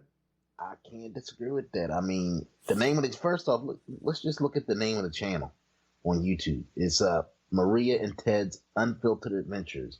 Yeah. Look at some of the titles for these. Jesus Christ! I mean, R-rated superstars, welcome home to all the player hating bitches. What was on the table? That one. Clearing up what was on the table. Yes. Let's just get this out the way before we address that. What did you guys initially think that was on the table before they actually offered an explanation? I don't care what he says. That was fucking coke on the table, dude. I don't care what he fucking says. I don't care what he says. Go ahead. A Bible, clearly. Didn't think of that one. Damn it, I didn't think of Bible. Anyway, yeah. So there you go. I think it was cooked. Anthony, you again. I'm not letting you get away with it anymore. If you ask, you must answer. What do you think was on the table? I definitely thought it was some type of a illegal narcotic. Maybe crushed up Benadryl. Definitely Sudafed. Maybe no, you know what? You don't want to assume things. Maybe his sugar bowl got knocked over by accident, and he was just trying to clean it up with his nose. Maybe it was Vibrant. $100 bill. Maybe it was Vibrant. Who knows? Maybe something like that. But he did make another one that's only a couple minutes long of him saying it was just weed, and Maria doesn't know the laws in Tampa, and he's got a medical blah blah blah. If you believe that, that's fine. But the way they were talking, that is not weed. I'm sorry. You'd be talking a little slower, and that's all I'm going to say. You'd be talking like me right about now. Pretty much. So, anyway, we've got a couple more. Which one should I play here, Anthony? I have the R-rated superstars. I have and the clearing some things up. Both of them are way too long. There's no way I can play either one of them. The R-rated superstars, I believe, is 30 minutes, right? Let's see here. Yeah, 27 minutes. Clearing some things up is 8 minutes. I guess we can play a little bit of that. Right? Want to do it? Yeah. Yeah. That's the one where they're in the bed, right? Yes. Yeah. All right, here we go. Yeah. Okay. Clarification. Oh, look at our awful bed. We need like a nice bed if we're gonna film our bed. Our bed's disgusting right now. This is live? Yeah. Well, because we just moved here. This bed's perfectly fine once I fucking soup it. Like, literally, guys, We also have a house in Tampa. Yeah, we're living in 3 different cities now and trying to get 3 houses that are fun houses that you guys can live through. And again, a lot of times, I'm hoping fans start coming down to do visits where literally, if the fans are cool and you guys like us and you guys are cool understanding of, this is for you guys. We get to talk, and you guys get to listen, and then you guys get to come see us, and we get to hear your story. And it's like we're putting our lives almost on the line to be real with you guys. Yeah, because no one else wants to be real. I believe at the end of the day, the real is what's going to actually sell the people on seriously, how nice but nobody in wrestling. We were saying this today. No. Wait. They want fans to just drop by the house and be on the video? All up in the video, smoking. Doing backflip. First of all, can we? I mean, look, obviously Teddy Hart is talented, should have made millions in the business, but they mentioned 3 houses. The fuck is Teddy Hart doing in 2019 to be able to afford 3 houses? I don't even know. I don't know. Isn't he like a pimp in Canada or something like that? But that shit got shut down. I mean, I know he was doing some shit, but I'm pretty sure he was out of that line of work. I don't know. Anyway, let's play more of this. I'm getting more depressed as we go. But let's keep going anyway. Nobody in wrestling wants to be real because they're so afraid of the backlash, and everything in WWE is so fucking because everyone's so scared that to get there. But it's like, dude, I'm not gonna hide who the fuck I am for the rest of my life and look back at my 20s and know I was miserable because I was trying to be fucking PG for fucking wrestling when that's not me. I'm a real badass. I'm not fucking playing these fucking games. And Ted's the same exact way. I think my career at this stage is a YouTube channel. Because that's literally all I have out there is the YouTube people that watch me. It's the only way I've been living.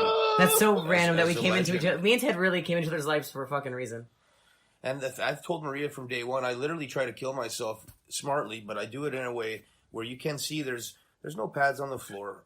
And I don't get paid extra. If anything, I lose bookings, and I probably lost a lot of money by doing too many moves. But in my mind, the only way I can show you that I love you is by doing as many moves as I can and being innovative and risky. And gravity's the only thing I know that's actually real. Ted, you know what's funny? All the comments, they go, Ted's always cutting a promo. I'm cutting a promo. But you're not, though. He's not cutting a promo. This is him. Just how I talk. I guess I've been wrestling for so long that I forgot how to cut a normal fucking... to have a normal I want to film you right when you woke up this morning so we could start from the... Ted was so mad when he woke up this morning. You want to tell him why you were mad?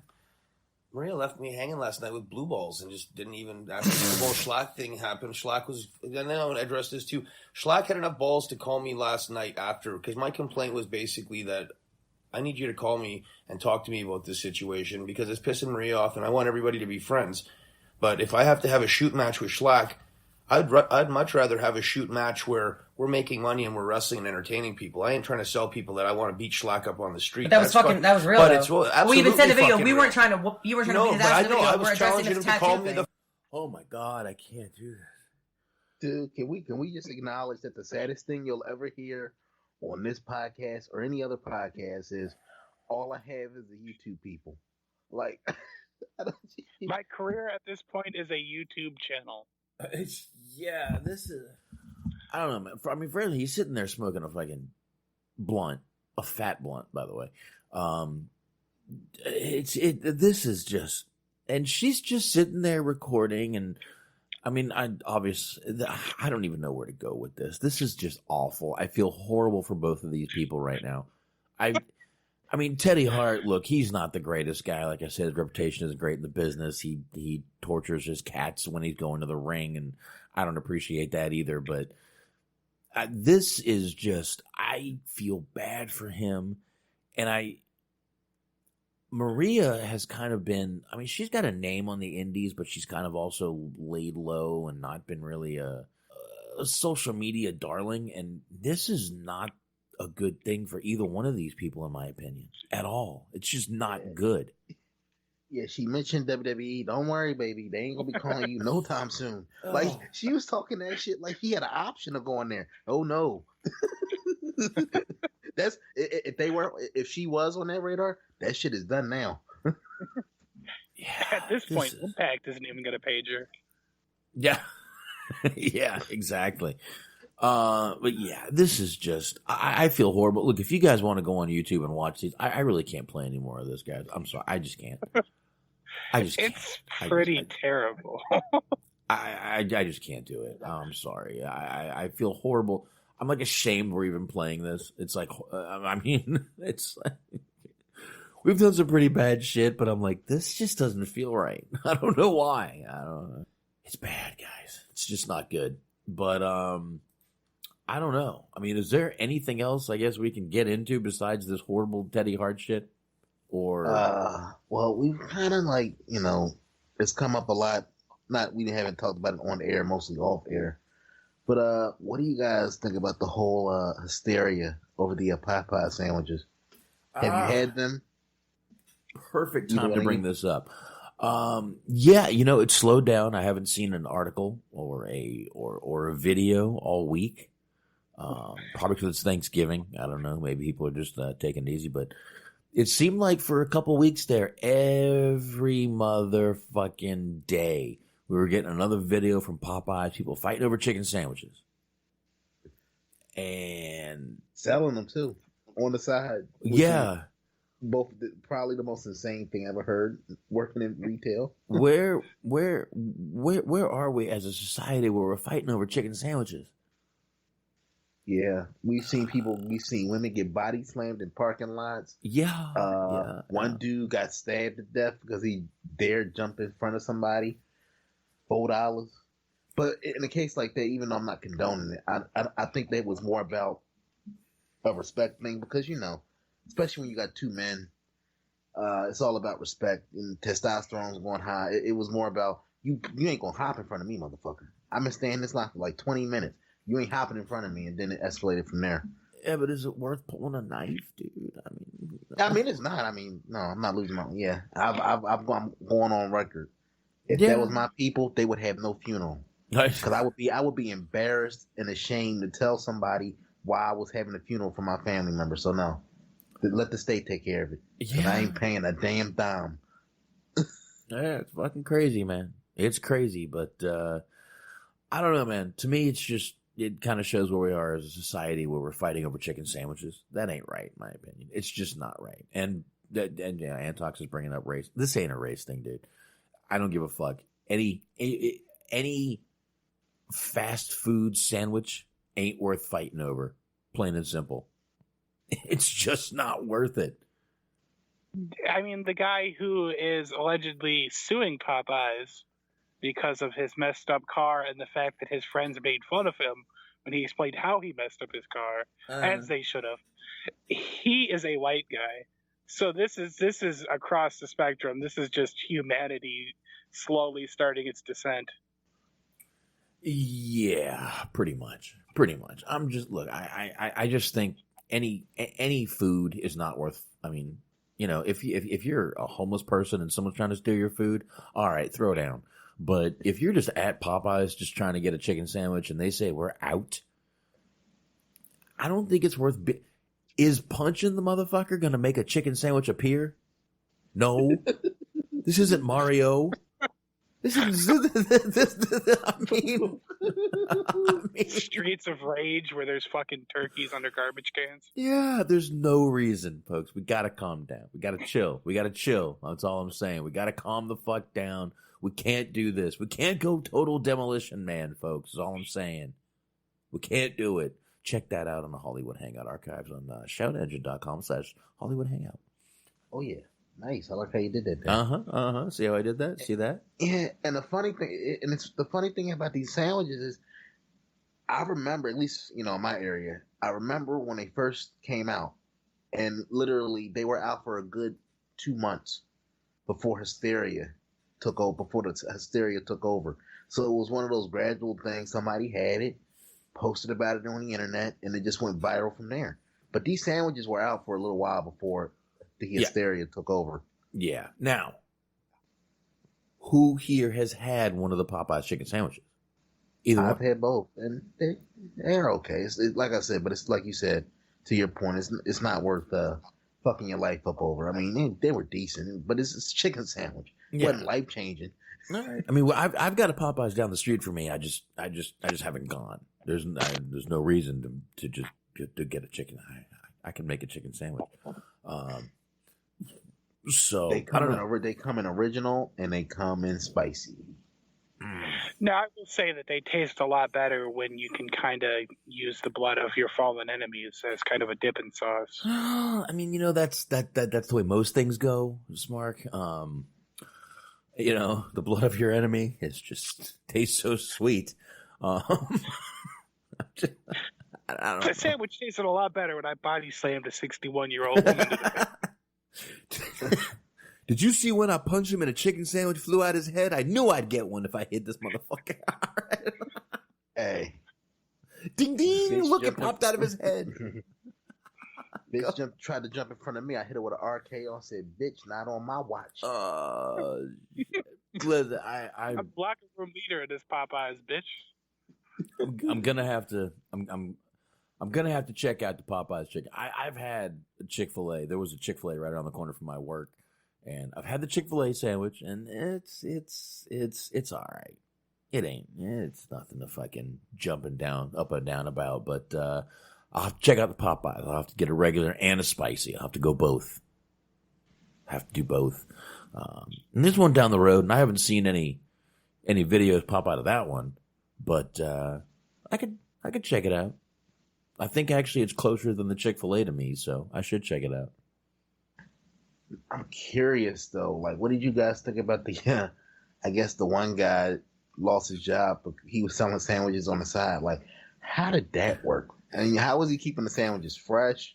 Where was he hiding them? Like, I'm still trying to figure that out. And I guess his coworkers, that's what sparked it. His coworkers saw him and they kind of got into a fight about it. And then I guess that's how the guy lost his job. But how much you think he was selling them for? And how do you think he kept them damn sandwiches fresh?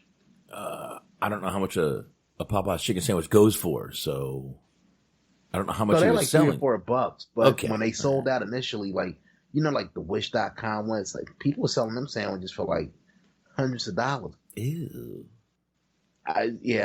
No, that's when I went online and I saw somebody was selling a chicken sandwich for like $75. I'm like, yeah, fuck you. Yeah, it's gonna be cold and nasty by the time you get it. And then what are you gonna do? Microwave it? It's gonna taste like shit. What the fuck are people? Man, we've lost our fucking minds as a goddamn society, dude. If we're selling chicken sandwiches online, seriously, they could jump on 5 Mile Popeyes chicken. Go to fucking Popeyes, you son of a bitch. Jesus Christ, Yeah. We've lost our fucking mind as a society if we're literally fighting over chicken sandwiches and we're selling chicken sandwiches online. It was causing a real problem from what I was hearing for like the Uber Eats and dinner delivered, those kind of people. Because you would get people that would order. No, you'd get people that would order it. Like when it first came out, and the driver would have to go there and he'd have to be waiting in line for like a fucking hour or like 45 minutes or whatever. Think about how many other runs he could be making, and then like if he doesn't get a good tip out of that, his whole fucking night's shut. So it was causing some real problems for everybody. Yeah, and listen, if you're one of those drivers, you're probably not going to go in the store to get what you need. Is all I'm saying. You're not going in. But yeah, it's too much, man. It's too fucking goddamn much. But yeah, I'm gonna have to check one out. I got one down the street from me, and it's busy. It's busy at night when I go by it when I come home from work, but not like waiting in line out in the middle of the road busy. But I'll have to check it out. I'll have to figure out which one is better to me because I just never had Popeyes. We didn't have them in Florida, and the one here actually just popped up probably 2 years ago. Hasn't been here very long. To be honest, Chick-fil-A, between the two of them, you got Chick-fil-A, you got Popeyes.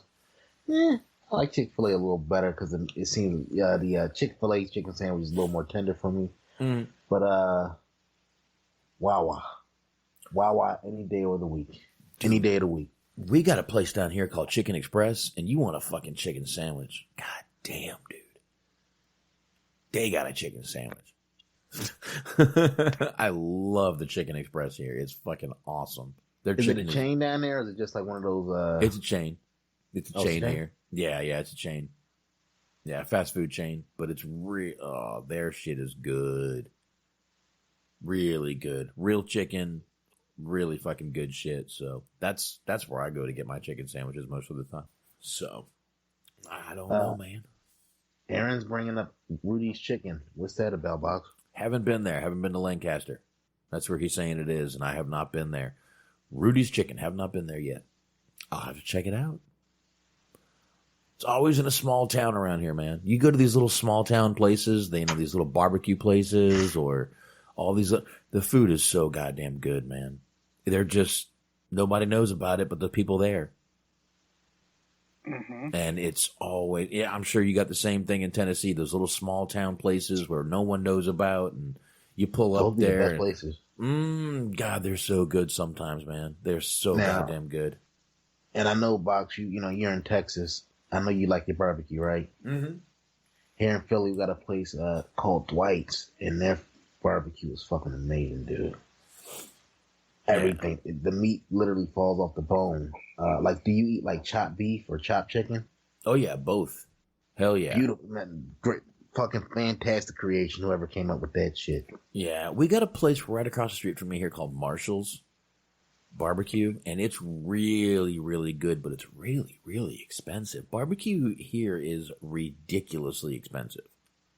I can imagine. Y'all fucking... I'm talking like, I take my 4 kids and it's like $65, $70. Or my 3 kids and my wife, and it's $65, $70 for all of us. What the fuck are you ordering? Jeez. Just like little two dinner plates. It's 2 meal plates. It's ridiculous how expensive it is. But dude, you go to like one of the good fast food barbecue chains here is Dickey's Barbecue, and it's ridiculous. It's expensive as shit. Every barbecue place here is just absolutely ridiculously expensive because Texas is known for its barbecue. They can get away with it, and they can charge it, and no one bitches about it because they'll pay it. But most of the time we do barbecue, it's at home. It's me cooking. So, yeah, it's just crazy expensive here to do barbecue. But, yeah, Dickey's is probably the main fast food chain for barbecue around here. What about you, Smart? You got any interesting eateries in your neck of the woods? Oh, I mean, we're oversaturated with all of them. There's so many fucking barbecue places around here. There's one, it's a food truck, but it's stationary. So, like, it's parked outside of, like, right across the street from a gas station. And it's like everything is cooked and made in the truck, and they give it to you from the truck. So it ostensibly is a food truck, but it just doesn't go anywhere.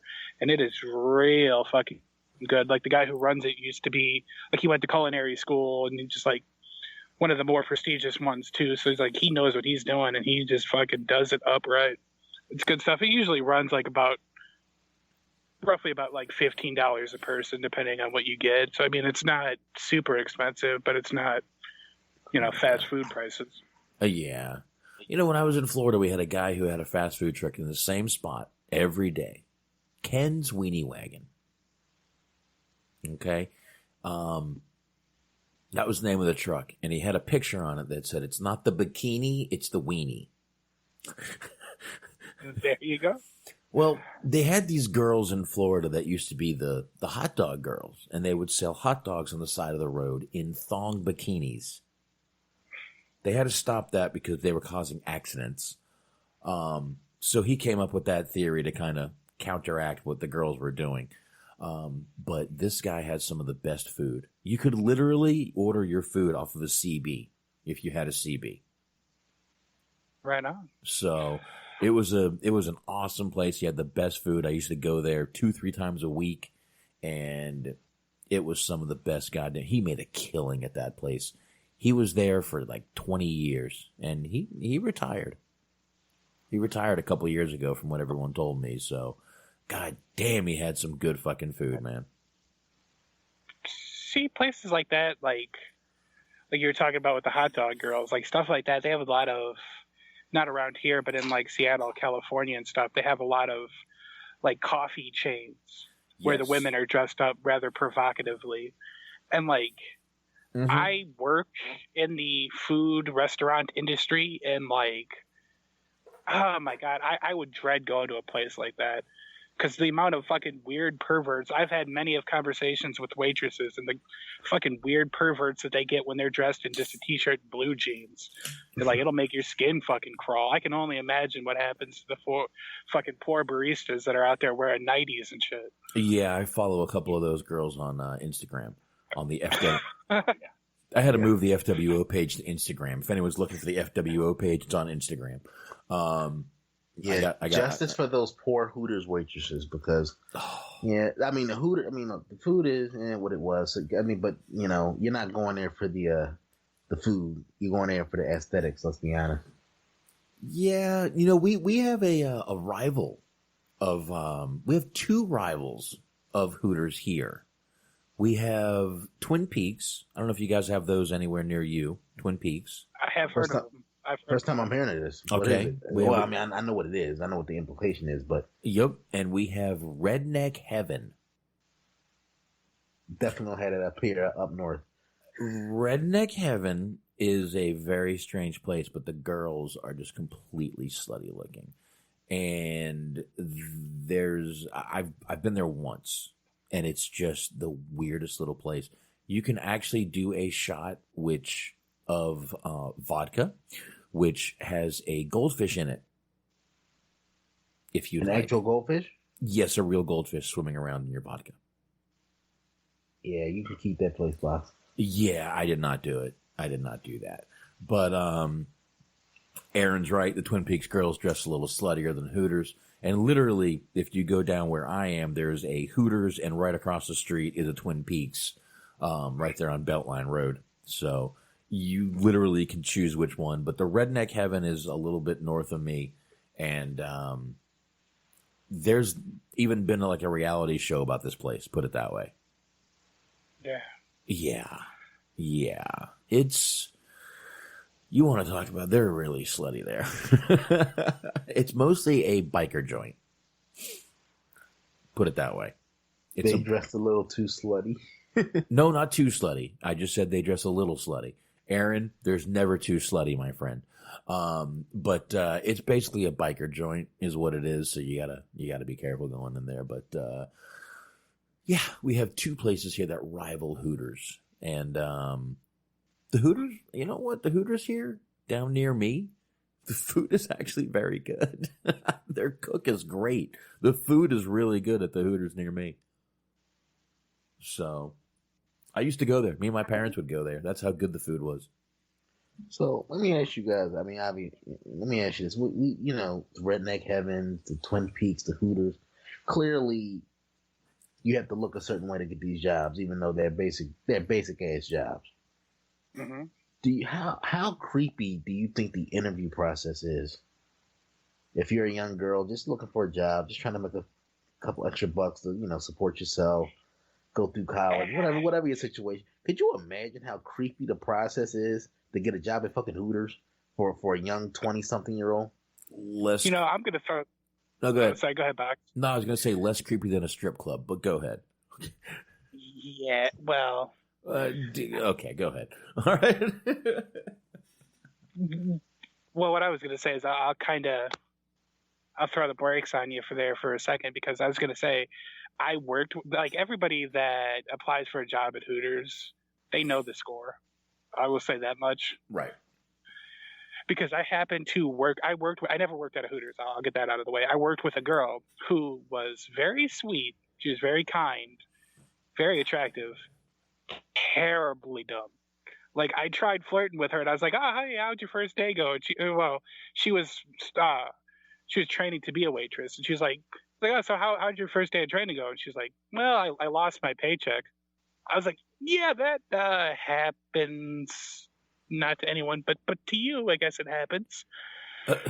And like, she told me that she had a literal checklist that she had to check off before she left the house to make sure that she kept her ID with her driver's license, her car keys, her shoes. Wow. Like, and then, anyways, needless to say, she ended up quitting that job. And then a couple months later, she was posting pictures online on Facebook. She ended up getting a job at Hooters. Ah. So they know what they're doing. The people that apply there know what they're doing. The people that hire them, they know what they're doing. Everybody knows. Everybody's keyed in. Yeah, and truthfully, a lot of the managers at Hooters are women. Yeah. My friend's wife. They really are. Yeah, my friend's wife actually, wife at the time, managed the Hooters. She actually managed the Hooters at the Hard Rock Cafe down in Fort Lauderdale when it was first opening. She managed the Hooters down there. And it was fun. We got free beers and free wings and good shit, but I don't know if it's as creepy, and I think Smark is 100% right. They know what they're doing when they go there.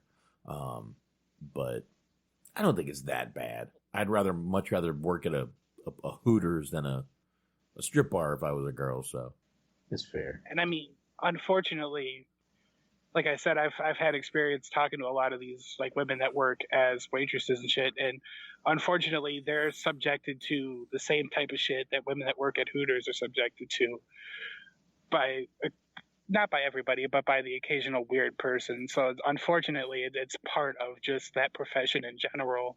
Well, is dealing with weirdos. That's because every guy orders their wings the same way. I'll take him hot, naked, and wet. Like you. Do you know how many times I heard that line at Hooters? Which it's awful. It's awful. Yeah, and let's be honest. If you're a semi-attractive woman, it doesn't matter what. It doesn't have to be a Hooters or where sexual innuendo is implied. It could be a fucking mom and pop operation. It could be fucking Starbucks. You're gonna get weirdo behavior. Exactly. You're going to get it no matter what. Listen, how many bars have you been to where the girls have on anything that looks close to sexy, and the guys will sit there and crowd the bars and hit on the girls? I'm not saying I haven't been that guy. I'm just saying I know. And let's distinguish. Flirting with somebody, hitting on them, nothing wrong with that. But it's just like when you creep. We're talking about the weirdos, the creeps. Mm-hmm. That'll linger. Mm-hmm. Sorry, go ahead, Smart. No, I was going to say I didn't see the guy because the person told me about it after they had left, but there was a guy that came in, and this particular job, everybody that worked at the front of the house, the waitresses, the hosts, all that shit, they wore a t-shirt and jeans. So that's the attire that we're talking about here. One of the guys came in and he asked one of the waitresses for her Facebook information because he represents a, quote, modeling agency. So she took his business card because she thought she was curious about what it was. Like, she knew that the guy was a fucking sleazeball, but she wanted to see to what extent. So she decided to take his business card. She looked up his little website that he gave her. It was a bunch of pictures of, like, women in bikinis in a basement somewhere. So, yeah. That's the kind of shit you have to put up with. Were they alive? She didn't tell me. I would hope. I would hope that they were alive. Can't prove much in pictures, that's all I'm saying. Why do her eyes look so blank? She's tired. All right. I think the more unnerving thing is that there was people that actually took him up on that offer. Unfortunately, there's some very desperate girls out there who will. Which is why they say you got, even in the porn industry, they say you have to watch it with those POV guys. Mm-hmm. Because they can turn out to be very creepy, very weird, very odd guys. So, I don't know. It's in every industry. I mean, look, I know that's even the porn industry is a different industry, but that's full of creeps, but there's creeps and then there's like super creeps, Ironically enough, I feel like the porn industry is more classy than and more sophisticated than the wrestling business. Probably. I feel like people get treated better in the porn industry than they do the wrestling business. They probably get paid better at least. They got a union too. Yeah, they are part of. They are part of SAG, aren't they? They are part of SAG, aren't they? Yeah. Well, yeah. Porn union. Jesus Christ. Fucking union for my dick. Anyway, you guys want to continue on that, or you want to just wrap this motherfucker up? I don't think we have much more to do. It's a fucking holiday weekend. I'm sure everybody wants to get to sleep. Go get something. Go get more turkey leftovers or something. Mm-hmm. No one. Yeah. All right, then let's just wrap this motherfucker up on that note. How's that sound, guys? All right, we will wrap this up. Anyway, I will go ahead and nail the plugs real quick one more time, or at least try to get them out. Shout out to Wrestling OD, the Wrestling Overdose. You can check him out right over there on Apple. You can check him out on Google. You can check him out on Stitcher. You can check him out on Spreaker. And you can check him out on Patreon, patreon.com/Wrestling Overdose. And if you want to see Shaheen's art, check him out at nuclearheatshop.com. And once again, holidays are coming up. If you guys want to get something for, someone, just hit up Shaheen.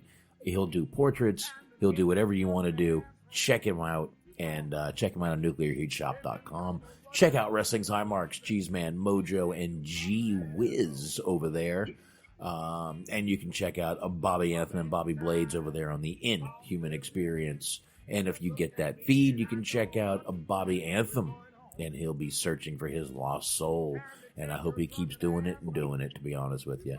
You can also check out Eric, Doug, and Doug's brother Daniel over there on the Unscripted Wrestling, and they are on the Philly Sports Passion feed. Once again, it's sports season. Football's back. Join that right there. Eric's talking about the Philly sports and everything else. And you guys can check out Unscripted Wrestling on that feed. Check out Stephen Milan. He is the madman of movie reviews. Check him out on Letterboxd, boxd.com/Stephen Milan. That's 2 L's. Millan. That's what I mean. And you can check out me and Anthony tomorrow on Hollywood Hangout. We'll be here right here on mixer.com/DirtSheetDudes, 11:30 p.m. Eastern Time. And again, we may start early. I'll talk to Anthony about that after the show. And don't forget to follow Dirt Sheet Dudes. You can follow us on Spreaker. You can follow us on Twitter. You can follow us on anywhere you find good podcasts. Yeah. Leave us a 5-star review. Help us climb the charts. And be sure to check out my homie Jason Clark's The Bottom Line Wrestling Podcast, available on all of the same podcast platforms: Google Play, Stitcher, Spotify, and wherever good podcasts can be heard, like the Dirt Sheet Dudes. There you go. On that note, gentlemen, appreciate you guys joining me. Hope you both had a great Thanksgiving. And there you go. I guess I will see both of you guys Wednesday night as we fly through the show to get me to bed early. And we will go from there. Everyone, appreciate it. Chat room, appreciate it. Everyone who downloads this, much appreciated. And we will see you guys Wednesday night. And me and Anthony will see everybody tomorrow on the Hollywood Hangout. Later. Bye. Fuck you, Slack.